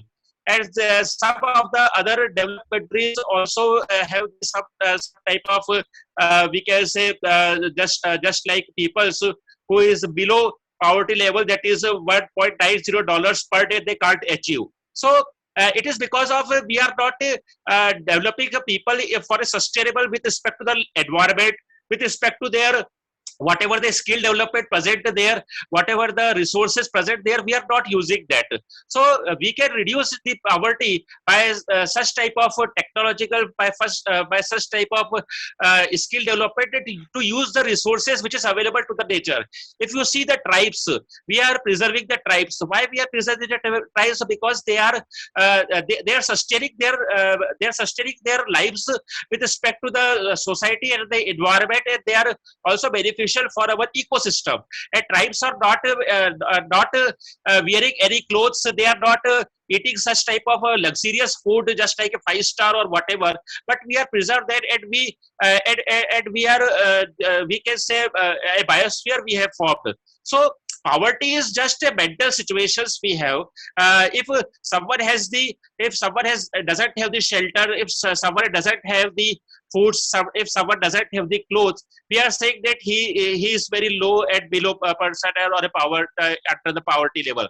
But those who are living with respect to the environment in some type of leaves, they are eating the leaves for environment save, for because their culture is like that, they are seeing. So they are not, we can say they are a very poor person. So poverty is only can be removed by better situation, and also to give whatever the person need according to their biosphere. So if we give a proper food in the sense of where they are living in such a case, so we have to make such type of development with respect to the present situations there. So if there whatever the resources available there, if we use such resources to make such type of persons to be fulfilled, then we can reduce the poverty. So we have to increase the productivity. We have to use whatever the knowledge we have, the resource persons like we had all gathered here. Similarly, the market we have to develop there. Commercial innovations we have to develop. Distribution chain, supply chains we have to develop here. However, some of the persons need shelters, food, and clothes also. So we have to provide them, and we make skills. We should make educations, and that's why that we can remove the poverty. So that's why the sustainable development goals involves the first is poverty, because we have to make our system, it's just like a sustainable. After COVID, we are saying that yes, We can do it by if we are close to the nature. If everybody taking a steps to close to the nature and also develop innovations in such a manner, then we will remove such type of poverty, and those persons who have the lack and scarcity of such type of whatever the materialism they want, we can achieve such target. So not taking so much time, thanks to IIU and all the dignitaries that I have present here by lecture for the this sustainable development goals. Thank you all of you, and welcome to our international R&D creative organizations for the with the IIU and Happiness Club International for the happiness in the society. Thank you very much. Thank you, respected Dr. V.I. Kumar, on your wonderful speech, wonderful explanations about stopping the poverty. I put in the chat some names of our keynote speakers, so please read if anybody is here. I want him to say hello, because today is his day and we will not return back with these speakers. So please read the name here in the chat. I will go further to the next speaker. Our next speaker, yes, is anybody here from these names here? No. I will go next. Abdel Hadi Kalfadir from Morocco. Abdel Hadi Kalfadir from, hello? Hello. Yes, is that Abdel Hadi Kalfadir? Yeah. Oh, I'm thank you, yeah, respected, thank you. yeah. Hello, and thank you very much. Please, Yeah. welcome. And would you introduce yourself with few words? Because I had write in the forms, please, short bio, but I get bios from 10 pages. So the stage is your, respected Abdel Hadi, and welcome. Yeah, hello everybody. I have the honor and privilege to take part in this international conference. I would like to thank IIU for giving me the opportunity to address such wonderful and distinguished audience. My name is Abdel Khalfadir. I'm a teacher of English in Morocco. I've been teaching English for more than 12 years, and you know, I have taken part in so many international conferences. In my speech, I would like to talk about the key concepts related to the topic of poverty. So as we know, to prevent poverty in the future, we have to understand all the key concepts related to this topic. First, poverty is a state or condition in which a person or community lacks the essentials or financial resources for a minimum standard of living. Beyond this general definition, there are other perspectives about how best to define poverty. What does that mean? It means inability to satisfy the minimal consumption needs of a society. The minimal needs depend on a society. So if you live in a society where you need to have a car, then the minimal consumption need is that you have a car. But of course, if you live in a less developed society, having a car is ridiculous luxury. They don't even need it, especially in the agrarian society. So from this general definition, there are perspectives to define the concept of poverty. The way economists have divided this out is that in one view, poverty is the lack of the basic human needs in an absolute sense, that is unchanging and constant. In another view, poverty is a relative concept in which varies across societies and changes over time. These perspectives, are reflected into two types of poverty: absolute poverty and relative poverty. Absolute poverty is characterized by severe deprivation of basic human needs such as food, sanitation, education, health care, and so on. Relative poverty is when households receive less than 50% than average household incomes. They do have some money, but still not enough money to afford anything above the basics. This type of poverty is, on the other hand, changeable depending on the economic growth of the country. So the question that we have to ask is, why are people poor, and why do so many human beings live in such desperate circumstances while others are flourishing? To end poverty for good, we must understand what causes it and what factors exacerbate it. The causes of poverty are complex and interlinked. We could say, for example, that historical circumstances such as wars create poverty. But even during wartime, there are certain groups of people who are more likely to fall into destitution than others. So historical events or circumstances alone don't provide a full explanation.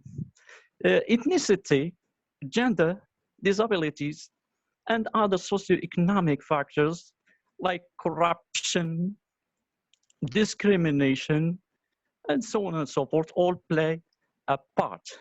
On top of these man-made differences, geographic location also matters. Where you live in the world, or whether or not that place is prone to climate or weather events such as tsunamis, floods, typhoons, earthquakes, or even climate change, can have a great impact on whether or not you experience poverty. Most of the time, it is a combination of factors that create poverty, almost all of which are outside of the individual's control. So one thing to remember is that poverty is not a choice. I would like to say what Nelson Mandela said, like slavery or apartheid, poverty is not natural. It is man-made. It can be eradicated and overcome by the action of human beings. There are a lot of ways we can do to put an end to the problem of poverty. I would like to say only one, because I don't have a lot of time to say all the solutions. The main or the most important one for me is equity, equality, social justice, and democracy for all. As I said before, the main causes of poverty are marginalization, exclusion, and social injustice. For a community to work its way out of poverty, all groups must be involved in the decision-making policy, especially when it comes to have a say in the things that determine your place in society. If we work together, if we give opportunities to all people, we can solve the problem of poverty. And thank you very much for your attention. Thank you very much indeed. Thank you. Thank you, dear Abdelhadi, on your wonderful presentation. I'm really impressed with Thank your you. great speech, with your thinking. Yes, we are here today to give our plan how to stop the poverty. You Yeah. really gave us your great and big plan.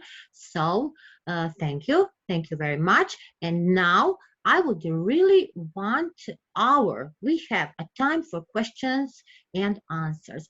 This presentation was wonderful, and I want our guests here today to be free and to ask you some questions if they are interested for that. Because really, we have many questions that we can ask you today, what you presented to us. Thank you. Please, if anybody here has a question, can ask our speaker Abdel had few questions. May I? Dr. Suchitra Bhattacharya here. Okay, yes. Thank you. Just wanted my presentation is tomorrow. So however beautifully presented by all the speakers, one question I would like to ask is, what as an individual, can do to stop poverty? If someone could just give us an exact answer, like as an individual, what is our responsibility to ensure that we stop poverty? Thank you. Yes, that is the question. I would like to answer this. For an individual, what can be poverty can be removed by if you see your whatever the we can say nearer around you, you see what you can do. If whatever the qualities you have, you circulate your qualities to such person who need this. Poverty means in what respect they are poor. If they want food, so if those who can't work for the food, they have to supply food. Otherwise, those who have the skills or those who can work, if they have the head, if they have the legs, and they are in a healthy position, then they can do a work. We should provide a work to such person, those who can do something. If someone is handicapped, then it is if other NGOs are working or government or local bodies are working for those, it's okay. Otherwise, we have to skill up such type of person, because there are so many handicaps are working for the professions. If they otherwise, if they have not a condition like old and all, they can they are not they can't do anything. That through an NGO, we should work for that person. So whatever the capability you have, if you are educated and if you have to boost up the you can say determination to boost up, that we can do all these things. So individual can do. There are so many persons here, so many persons in the world. Those the poorer person is less, but the richest person are very much in number. So if individual work, if any individual person can work according to their quality, then poverty will be removed automatically. It is my suggestions. It is my view. Other speakers can also see their, can ask their, can talk about their views. Thank you so much, Dr. Vijay, sir. And I think that's right. We all need to join hands together. Thank you. Can I just add to Dr. Vijay what you said just now, if I'm allowed to do that? Yes, of course. Dr. Vijay, it's really glad to have you here. I was hearing your speech and just now you answered one of the question, and it was truly what's going on was in my mind. But to add on to that, I want to say that poverty is also related to sustainable lifestyle. You know, what you have inside your home, you can use that and you can go ahead with that. Instead of going to the malls and instead of spending lots of money, you know, these two things are quite related. Instead of going to the malls and spending money on a huge thing, you can go to the local fruit vegetables wala in India. I know you go to the vocal for local. These two things are quite related. So if you're adopting sustainable lifestyle, it also add on to the poverty. I hope I'm fine with that. Yes, you are also talking very good. Yes, this is also the, if we for example, if we are celebrating our birthday, our marriage anniversary, or whatever the good celebrations in our home, then we should we can celebrate with the poor peoples. With they have to give some whatever they want, need. because everybody in a life, everybody in a family, there are 4 persons minimum, like that, husband, wife, and their 2 children or 1 children, whatever. So for in each year, or each birthday, like in this year for husband birthday, next year for wife birthday, or next year their sons or daughter's birthday. So we can celebrate these birthdays with the poor people, those who needs. And poor people, to give something, this doesn't think we have to give the money, we have to give the clothes or whatever. Whatever we can assist him, we have to assist him. We have to assist him for the sustainable. We have to assist him for the development, not donating. Because after getting donation, the most of the person says, I also want donate. I also want donation. So why I should do work? So work is made. Donation should be behind that. Thank you. Thank you, Dr. Vi. Thank you on your explanation. Do we have anybody else that want to speak on this topic, please? Is anybody else here to ask something? Yeah, I am Amina from Pakistan. Hello, Amina from Pakistan. Yeah, I am asking that how we can handle the, and want 0% hunger because many countries are so poor and they are living below normal life. So on wide range, how we can handle this crisis and we put out the peoples from out of hunger, from hunger. So how we can help? Either we give them any skill to means arrange the livelihood, to arrange the money, or something else. So I want some ideas to generate. If please you kind answer me.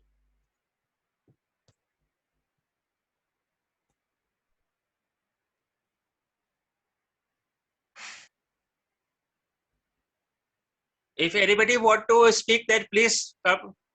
Otherwise, I will give answer. Dr. Vi, I have all answers, okay? Vijayji, you can please go ahead. You can answer, yes. May I proceed? Yes. Yes, please. Okay. So yes, for this, my suggestion is that if whatever the country they needs, we have to talk with the government of that country how we can help those persons who want to help these such type of countries or such type of people. We have to talk with the government. Yes, we want to help you, and similarly, whatever they want, whatever they need, like if they need shelter, if they need food, if they need clothes. So those who want to work for that, they should move forward to the government, and always and if because they want some permission to work there. So like that we can do for that. And similarly, if some government has some we can say strict rules and regulations for that. So United with United Nations we can work. So by United Nations we can do everything. Thank you, Dr. Vi. Thank you. Is there anybody else that want to talk about this? Just Pratibha here. Okay. Yes, Pratibha. Yeah, it's a great listening to Mr. Vijay, Dr. Vijay. It was very insightful and I really appreciate he has created so many things where I feel each and everyone can take away from his speech. And he rightly said that we need to approach the government. We need to, but I feel I'll support Dr. Vijay for this. And Dr. Vijay, I would like to say one thing. There are so many NGOs, they are working for this. Like our SBP is also one of the same. If you see, we are working at large to help these people and to eradicate such kind of things. But still, there are, in the society where we need to create the awareness. they know there are places where they can approach and they can go by joining hands to go to the government. But approaching government is not that easy. As we all know, any of the country, when we go about, either you talk about India, you talk about abroad, anywhere. But when we talk in a group of people, when we come together and we join hand for one mission, I think it works. Rather than going to government, let us make one committee where we can create the awareness around the society, nearby the society. Like if we are in group of 100, and if we talk in our specific areas to help the people who are underprivileged, they cannot have even normal basic things. I feel it will help all of us to create such of awareness that don't worry, we are here, we are there. And those who are well off, they can do this, and they can have their own SOPs to help the people. See, anything can be possible if we come together. I feel personally, and it was amazing listening you. And I feel today you nailed it. Rather than by you, there are many, as rightly Nada said, that the people, the speakers, those who have enrolled but they failed to be a part of today's event. It means somewhere this kind of ethic is even very much important to inculcate in all of us, that when we commit, we should be there, because we are trying to create a beautiful society where we need to work on such kind of mission. So what kind of responsibility we are showing? So one small 5 minutes that we cannot spare to give our ideas, where we can exchange the ideas which can be taken ahead in various part of the country or various parts of the globe, I think then where we are standing. So I feel it should be a message to each and every one. When you commit 100%. When you commit for any of the things, do 100%. That will give a first improvement in all the sustainable development goals. Either you talk about poverty, you talk about illiteracy, you talk about any goals, you touch any goals, but there are things which we need to really work on it. So it's a message for everyone. Please commit to yourself, then you try to change. I think it will help. I'm sorry, it's in general, so don't take it anyone personal. But then this is what I feel, because I saw many are absent. Being a speaker, I think we should respect that, right? Correct, Nada? Thank You you. are right. You are right. Thank you, dear Pratibha. Thank you. Yes. Excellent. Excellent. Today, we give to everybody a big chance to speak. And it is very, very sad that people who apply for only 5 minutes couldn't get here today. But I think this session with all of these speakers today was wonderful. All the speakers were wonderful, and we are still not at the end. We have also a great speaker who is waiting for his time. Nada, can I have a word about this? Sorry Yes. to interrupt you. Sorry to interrupt you. I want just to have a word with you. Be an active participant, just a passive one. I wanna come to the presentation of Mr. Khalfadir. Okay. And I'd like to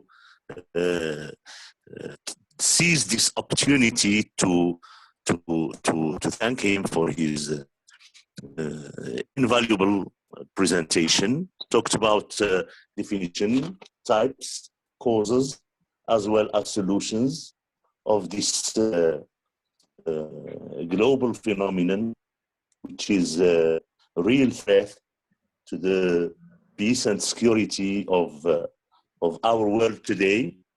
And during his presentation, he noted that all groups must participate in policy making to achieve that equal opportunities, okay, and which is a possible and practical way to share this power in policy making. My question is, if it is possible to answer, is there a relationship between poverty and vulnerability and the social conflicts and wars that are availing around the world today? And thank you for your patience. Thank you.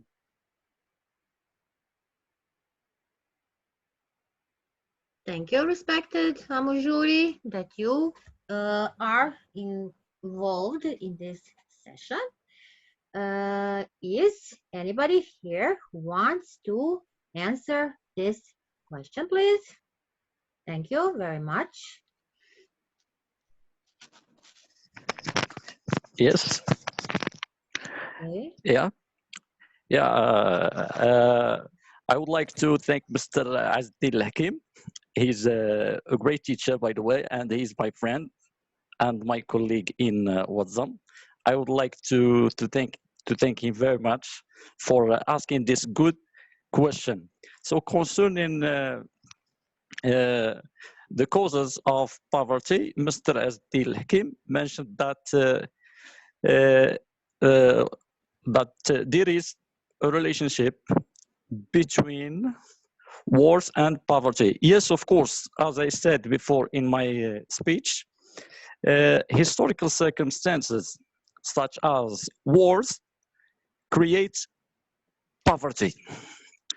But of course, there are, even during wartime, there are some people who are more likely to fall into destitution than others. So this is not the main cause of poverty. There are other causes of poverty: ethnicity, gender, age, disability. All these factors can have or can have a great impact on society and can create poverty. On top of these factors, these are, by the way, man-made factors. Geographic location also matters. Where you live and what part of the world you live in can have a huge impact on people. There are some places who are prone to climate or extreme weather events such as floods, tsunamis, earthquakes can have an impact on whether you experience poverty or not. So the main solution, as I said, equity, yeah, equity and equality for all. Yes, for a community to work its way out of poverty, just the last one, all groups must be involved in the decision-making policy, especially when it comes to have a say in the things that determine their place in society. That's it. Thank you very much. Thank you. Thank you, Mr. Khalfadir. Thank you, Mr. Khalfadir, for your nice presentation. Yeah, you're welcome. You're welcome. Is your good friend, teacher, Mr. Amujuri, satisfied with the answer? I see that Yes. Morocco has Definitely. wonderful educators and wonderful humanic people who is working a lot on SDG, and I see on poverty the first and very, very important sustainable development goal. Thank you. Thank you. Very much. And we are very proud, Thank you to very work much for a wonderful with answer. you, with IIU. We are very proud to work together with you. Yes, Yeah. we are proud to work with you also. IIU is really, really proud on his partners, members, and I am free here to call everybody here to join us and be a part of our big family. We will continue with our speak, but we have also a wonderful person, a wonderful educator Dr. Tasnem Ali. Dr. Tasnem Ali, would you want to present now? Dr. Tasnem Ali, are you here? Yeah, I'm here. Good evening to everyone. And sorry. Please, could you present alone yourself? Because Yes, when I actually, read a big CV, I really don't know what to say about a person who has 10, 12, 13 pages written about herself. The stage is yours. Thank you. Nada, for today, I'm extremely sorry. I want to be, off video because I'm not well. I took my first dose of vaccination today. It's not problem. It's not problem. We would like to see you because our doctor is a so beautiful lady. Today, I'm She's not so looking. smart. I'm not. She's so smart and so beautiful. But today On next we day, will I'm forget not dressed that. up. Nada, I'm not dressed up that well because I really want to keep my video off. As I took my first dose of vaccination and I am in a fever since morning, but as I have committed to you that I will be the part of this forum and I'll speak for 5 minutes. I have just joined. So please allow me to off video only. And yes, I really want to express my views on this a very, very important topic of the day, as everywhere in the world we are struggling with the poverty, and especially post-pandemic or this pandemic area, this COVID-19 thing. So what I feel, Nada, that the test of our progress is not whether we aid more to the abundance of those who have much. It is whether we provide enough for those who have too little, or are we providing for them? It's a question. This saying is particularly applicable in the case of those who have starved for food. Poverty, hunger, and malnutrition are major risks to health worldwide. Even in the 21st century, nearly half of the world's population, or I must say more than 3 billion people, lives below the poverty line, and more than 80% of the world's total population earn less than their basic needs. Focusing on how to stop poverty is very, very important, both in the ways that an individual can have an impact and on the wider changes that need to be made to bring to end the poverty. I must say, even before the coronavirus disease, COVID-19 pandemic, progress towards sustainable goal 1, which we are discussing today, the poverty, has slowed, and the world has not on track to ending extreme poverty by 2030. Now, as the world anticipates the worst economic fallout since the Great Depression, tens of millions of people will be pushed back into poverty. Ongoing years of steady improvement, as the economic impact of the pandemic began to be felt more strongly, the importance of robust social protection system for safeguarding the poor and vulnerable is becoming clearer than ever. So too is the need for effective emergency preparedness, both for pandemic and other hazards that cause disaster. And I strongly believe that reducing poverty requires a focus on what government need to do and what individuals need to do. We need a combination of responsible policies and responsible behavior. Although there are many things that might be done to reduce poverty, I want to urge for a focus on 3 priorities: getting a good education, not having children before you marry, and working full-time. Government should expect people to make real effort to comply with each of these norms. When they do, then government should reward such behavior by making sure that those who play by the rules will not be poor. And according to me, one of the most effective policy we could put in place to ensure that everyone gets a good education would be provide very high quality early education to all children from low income families.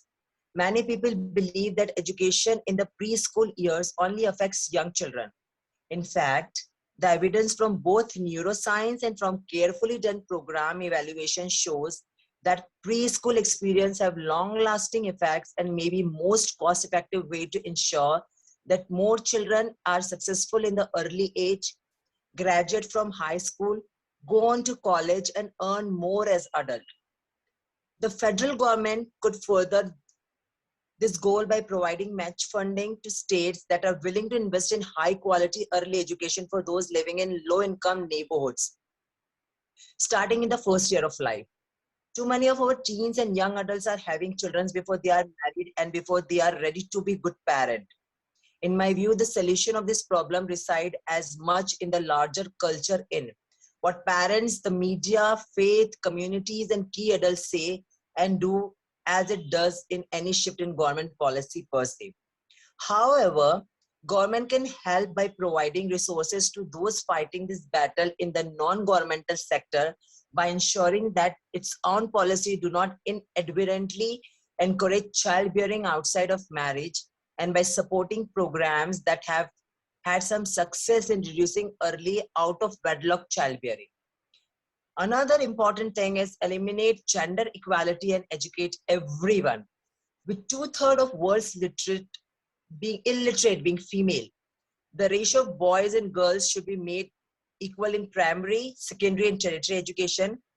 Girls that attend school are less likely to get married before age 18, thus decreasing child marriage rate by 64% worldwide.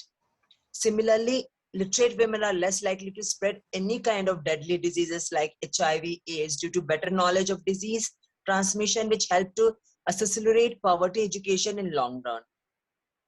Education help increase individual earning for every member of family. UNESCO point out that basic reading skill can lift 171 million people out of extreme poverty, ultimately reducing the world's total poverty by 12%. UNESCO also mentioned there are currently about 1 billion illiterate adults in the world. Empowering women is critical for ending hunger, poverty, and malnutrition around the world. When women have equal access to education and practice full in decision making, they become the key driving force against hunger and poverty. And for every government of respective country, it must create jobs worldwide. According to the International Labour Organization, 197 million people are without work worldwide. More employment option in a country means more ways to how to stop poverty. To increase empowerment, non-literate people can be taught a few skills to make them employable. Above are the few solutions about how to stop poverty, but first it is important to understand the root of the problem that causes poverty. Since different countries have different reasons for poverty, there will never be a single solution for all. Eradication is a wider issue only. Way out is empowerment through planned, synchronized approach, adopting both short as well as long-term approach effort that are small yet collaborative may bring some positive change in society. We must all lend our assistance to achieve the goal of no poverty worldwide. This is from my side. Thank you so much.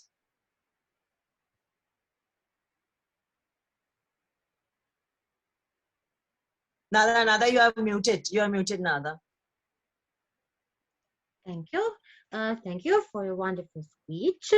You really inspire us. You make us to think on many things.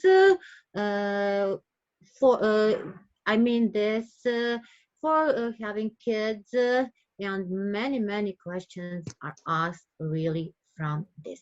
Thank you. Thank you very much for being our guest. I hope that you will also join us these other days when you will be free. Now, yeah, and I will be, on video today. Really, I'm not feeling good. I'm not looking good. I'm down. No, Dr. Tasnem, no problem. Thank you. Thank you for coming. Because you don't feel good, you come here today because you apply for this conference. Thank you. Thank you for inviting me on this forum. So kind of you, Nada, and pleasure is all mine to be with all the eminence dignitary here who are present. I was listening also to so many people. Also, Dr. Taslam, the new conference is in progress. Be free and applied right now for September from 5 to 9 September. Now, thank you. Thank you very much. Now, I would call a special person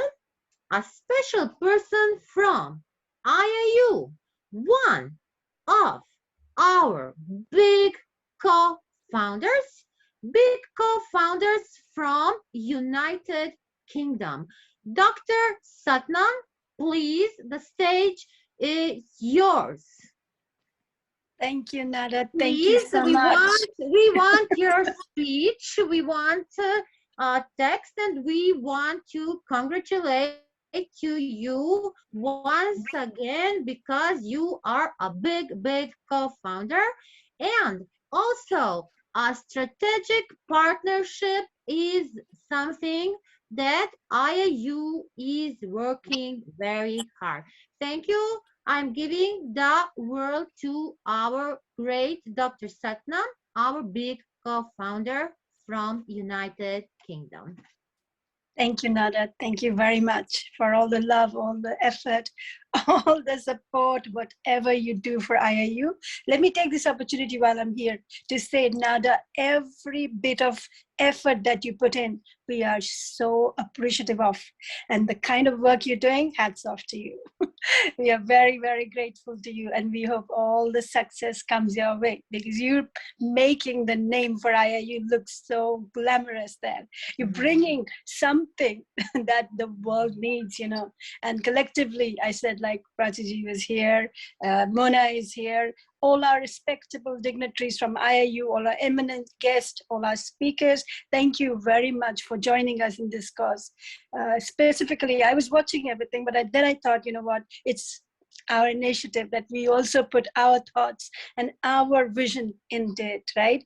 And when I see practical things happening around the world, something that we want to take back, like we're all talking about poverty, right? And we understand how difficult the situation is in various parts of the world. Earlier, we used to talk about poverty and it was regional, that some parts are in a very different zone to compare to the other ones. But now after COVID, I think where the global crisis, you know, the economic crisis have hit, a lot of people who can't even put up their brave face and turn up and say how difficult their situation is economically to handle. I think now the time is to understand how the government, yes, can help, can put initiatives, but at the same time, how individually we can contribute or what we can actually do as an individual to help. Now, one thing that I see here, you know, even when talking about poverty, poverty also means when you're deprived of food.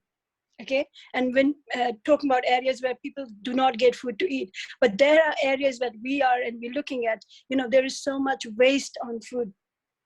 So what are the practical steps? Now I'm working with some organizations here in Dubai who actually work specifically for this.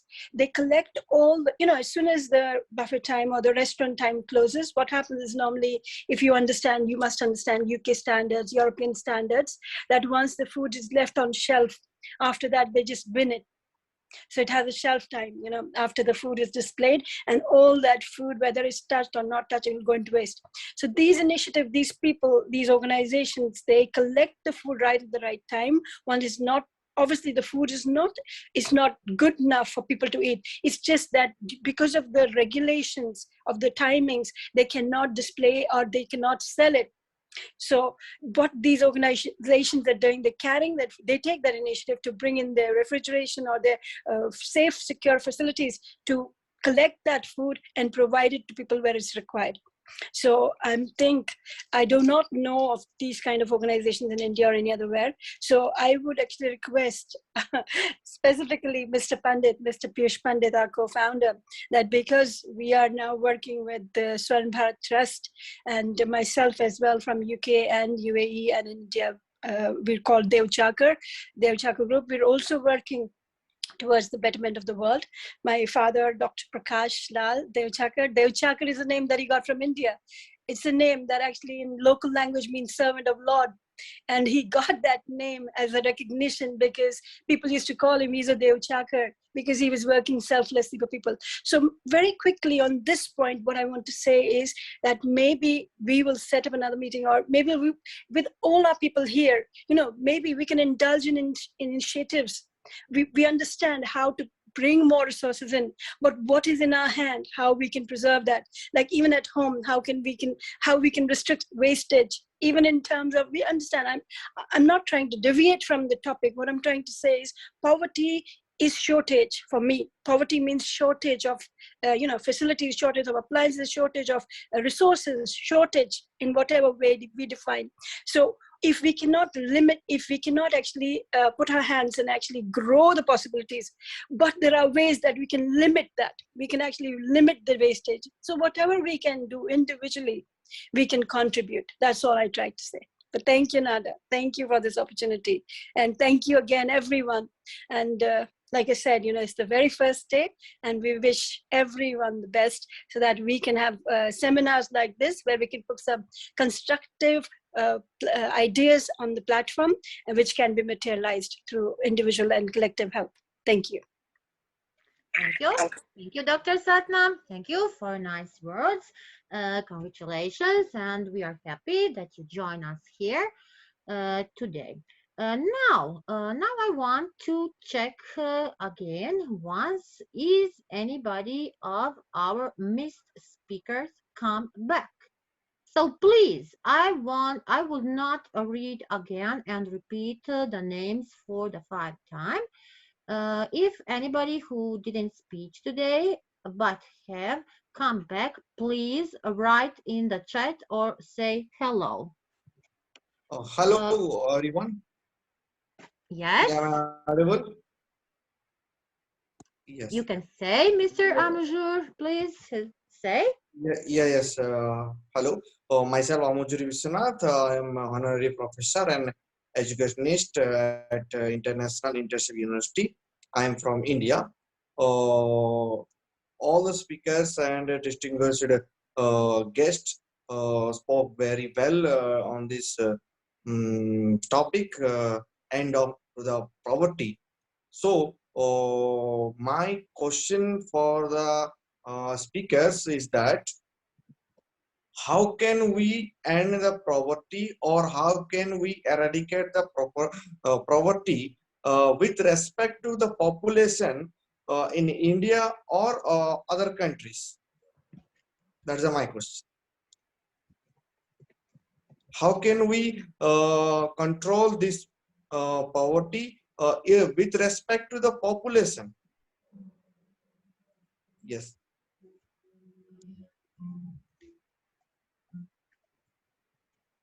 Is anybody here who would answer to Mr. Amujur, please? Yeah, I'm here. I don't know if you can hear me. Yes, we can hear you. Yes, Dr. Amju, the question you just asked is very simple. We are talking in terms of India, where there's a lot of population. Just like Nigeria, we have a lot of population here in Nigeria. And one of the things we talk is population control, which is child planning, family planning, where we talked about how many kids you are supposed to have, maybe 3 to a family or 2 to a family. We actually need to have a population control. And then, like the other speaker said, where we give prizes to people who perhaps like a kind of an achievement or an award, recognition to families who don't have too large a family, like 10, 15. In our parents' days, having a large family is a way of showing affluence. But nowadays, because of the pandemic and because of the economic challenges we are having, just like what Dr. Statman said, poverty is a state of lack. Once there is lack, it's poverty. You can lack money, you can lack intelligence, you can lack education. So the more the population is increasing, the resources can no longer be able to reach everyone. For a family who they are about 5, if you cook, maybe, I don't know how you call it. Here we call it measure. That is a pan. You measure it grain in a pan. I don't know what you call it there. If you cook it for them, it may be enough. But for family of 100, if you cook something like that, it may not be enough. Actually, there's need to put population control in place and then encourage people not to have too large a family based on the economic challenges we're having now. Thank you very much. And thank you very much, sir, for wonderful your answering. Thank you very much. Thank you. Yeah, that. Mr. Nada, can I have a word about this? I have a say. Yes, of course. Yes, you're welcome. Thank you. Thank you very much for this opportunity, the second opportunity, not first, it's second opportunity to speak. Thank you. Concerning the question about how to eradicate and how to eliminate, how to alleviate poverty, the former speaker said that the solution to this poverty worldwide lies in the fact that people have too many children, and we are having large families more and more, especially in underdeveloped or poor countries. I do not agree with this point of view to some extent, based on the belief that the reasons of the major causes of poverty does not really lie in the fact of having too many population and too many members among households, but rather I firmly believe that the causes of this global phenomenon, which is a real threat to our peace and our security and our ease of mind, which is poverty. And this poverty, it can entail many other problems like crime and theft and unrest, social conflicts, and many other phenomena. The reason or the solution, in my opinion, the solution lies in the fact that these people who are poor and vulnerable, they are living on the margin of our society, and they are excluded from policy making, and they do not have the opportunity to voice up their claims, to make their problems be heard. So once you are outside the circles of policy making, it means that your problems are not taken into consideration. Your vulnerability is not to be taken care about. So, from my point of view, so as not to speak too much, lies in the inclusion of these people who are marginalized, to give them an ear, to listen to them, to include them in such projects, as human development. Give them opportunities to take part in policy makers and to have representatives in policy making bodies, And thank you for your patience. Thank you for your patience again.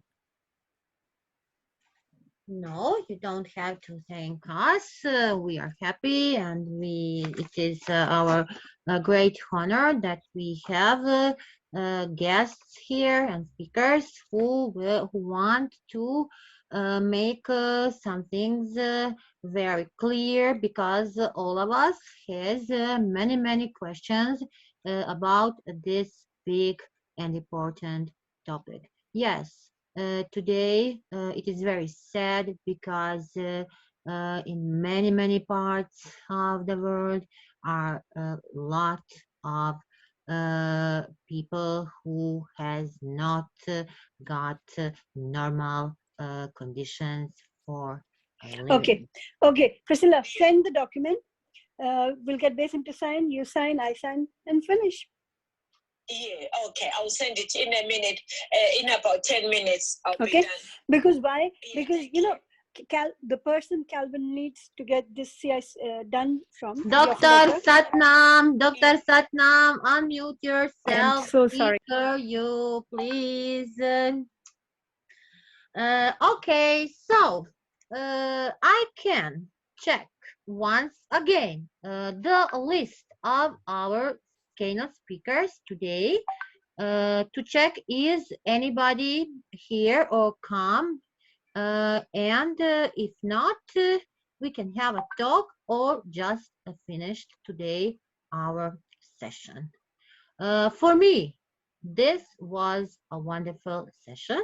All speakers who were today here presenting, and all guests and all everybody who make a talk and go with this topic, for me, thank him, and thanks to everybody who joined us. I want to say that I put in the chat the registration form, and also I want to say that we have 54 participants, and that is the number now for the certificate, and people who are here will get the certificate. I will read once again the names of our eminent speakers who were not coming. I'm here. Yes, just a minute, please. Hello. Yes, Hello. yes, be free. Can Yes. I say one or two things? Yes, of Can course. I say one or two things concerning earning of property? Yes, please. Am I allowed? Yes, yes, we hear you. Please continue. I need to appreciate every one of us here present. And we thank God for the grace that God has given us to come today to come and talk on end poverty. Any poverty depends on individual, depend on you. Poverty is a man-made. That was what we have been told right from inception. It is when you allow poverty, poverty will come. If you don't allow poverty, it will not come. It's a man-made issue. So we must build a resilience concerning whatever is going on. The economy, we know that there's a pandemic, there's pandemic, there whatever it is, diseases, there are a lot of things happening. But it depends on how we look at it, how we're able to manage it. Ability to manage it will not disturb us, then we'll be able to end poverty. We should not allow anything to frustrate us. Any negativity, anything that is negative doesn't look fine. We should avoid any negativity. Everything has to do with we. How is our communication, our relationship? We must relate well to our brothers and sisters, to everybody around us. That is the way to end poverty. We must be able to increase access to education. You must try to know something, try to understand what is going on. Try to be educated, but whatever it is, it depends on what you mean by education. Access, increase access to it. You must be eager. You must have that zeal to know, to acquire knowledge. By the time you have that zeal, nobody will come and disturb you. You'll be able to move freely. You'll be able to know your rights. Ability not to know your right is poverty. We don't want that. We want everybody to be liberated. We want everybody to know their rights, know what they are doing. By the time you know what you are doing, you know your rights. I am telling you, poverty will end. Poverty is a man-made issue. Depends on you. If you want to be poor, it's left with you. Everything has to do with you. We all have the resources, irrespective of whoever is mismanaging the resources. Everything is perfect. It depends on how your relationship with God and your relationship with others. The birds on the air, they feed. What about we? We must feed. Whatever it is, we must feed. So poverty will end, depends on you, how you are able to appreciate one another, how you are able to appreciate God. It has to do with how you relate with people, how do you treat people, equality in an environment, how do you look at the environment, how are you liberal, how are you social, all these things, exposure, how you expose, all these things has to do with individual. If you want to be poor, just be negative. If you don't want to be poor, you want to relieve yourself from poverty, I am telling you, liberate yourself. Don't be selfish. Don't be doing all those negative things. Don't be doing things that are not supposed to be done. We know the word nemesis counts. Whatever thing we are doing, let us be positive.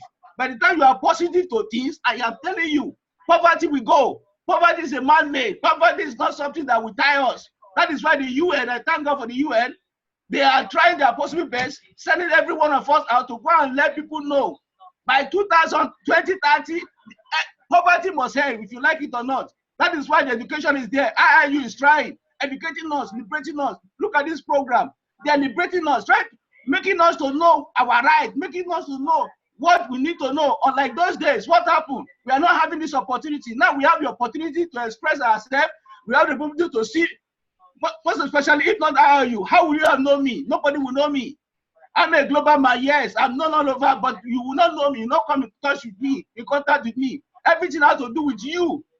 That is why you are seeing some of us here. So we must try as much as possible, embracing this talent, embracing what we are doing, manage it. Don't be negative about whatever thing is going on. Always be positive. By the time you are positive to things, poverty will go. It's a man-made issue. End of war and conflict. Conflict you are seeing here and there, end it. You try to embrace love. By the time you embrace love, the war will end. Why are we having war? Instrument, people will be buying instruments, buying by all those things because they know their evil intention. They are not secured and they don't want people to be secured. That is why you see them buying all these instruments, buying all those things to cause commotion.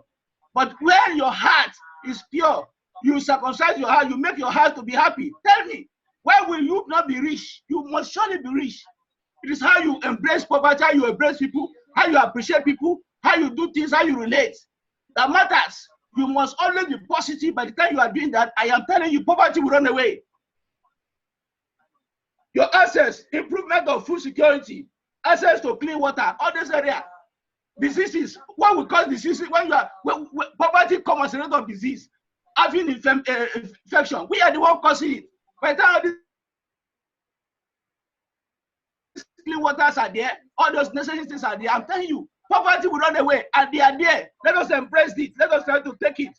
We embrace cash and we embrace the microfinance. Let us embrace all these issues. Embrace it positively, not negatively. To use it to make people to be poor or make people to look somehow. No, we must be positive to everything we have. We have resources all over. Not that we don't have resources in Nigeria, but the management of the resources is the issue. So we must, that resources we are having, by the time we manage it very well, I am telling you, poverty will run. We should not be selfish of the resources we have, just for me and my family, or make it, let it be, no. Professor Charles, please, Professor Charles, Professor Charles, please, you are talking so fast. Listen, you talk so fast and we don't understand all of you talk. Please, we have many sessions, many times for make a continuum of this event and speech. Please, I want to call Dr. Satnam to give today a vote of thanks for this session and for calling all of you, dear participants, tomorrow on our second day. Dr. Satnam, please, the vote of thanks. The stage is yours. Thank you, Nada. Thank you again. Nada, thank you again. Like I said, we really appreciate and we always will. And Dr. Charles, Professor Charles, thank you so much. Thank you. Nada, what God bless you. He has the passion. He's burning with passion. Yes, he's a passion. He wants to make the change I know happen. every day I talk and he goes so fast and we didn't Professor Charles, we will listen you one day, whole Trust day. me, Nada. Whole It's day. not about going fast and talking. Exactly the way he actually functions as well. I've witnessed it. So good. That is how we want people. Thank you. Dr. Charles. Yes. Special day we'll give to Professor Charles. Yes, we need to have, I think, one day just for him, so he can actually motivate all of us. Of course, yes. No, wonderful, wonderful. Thank you. We love it. You see, we've made it a Thanks. joint mission, isn't it? Thank IIU, you. IIU. When we call it, I used to actually laugh at Mr. Pandit and say, IIU means I, and you, like all of us, isn't it? Bringing everyone together, bringing everyone together. Now the objectives, the sustainable development goals we are working on, we're trying to unite the whole world on it. This is our mission, isn't it? To bring the awareness, to make this a household knowledge topic. We want people to understand, the common people sitting at home, how do they know what it means? How do they know when they're just trying to make their ends meet? So I think the objective that the Swarn Bharat Parivar is carrying on with, now putting forward IIU to take this such a huge initiative. So to not only educate people, but bringing about the changes that can be constructively applied everywhere in the world for the betterment of humanity, for the betterment of civilizations, for actually trying to consolidate everything, putting it together as one big family. So thank you everyone, whoever's coming out, giving us this strength, support, your time. We are so grateful. I think the only way things happen, things materialize is when you have a very strong will and when you have the right team to work with.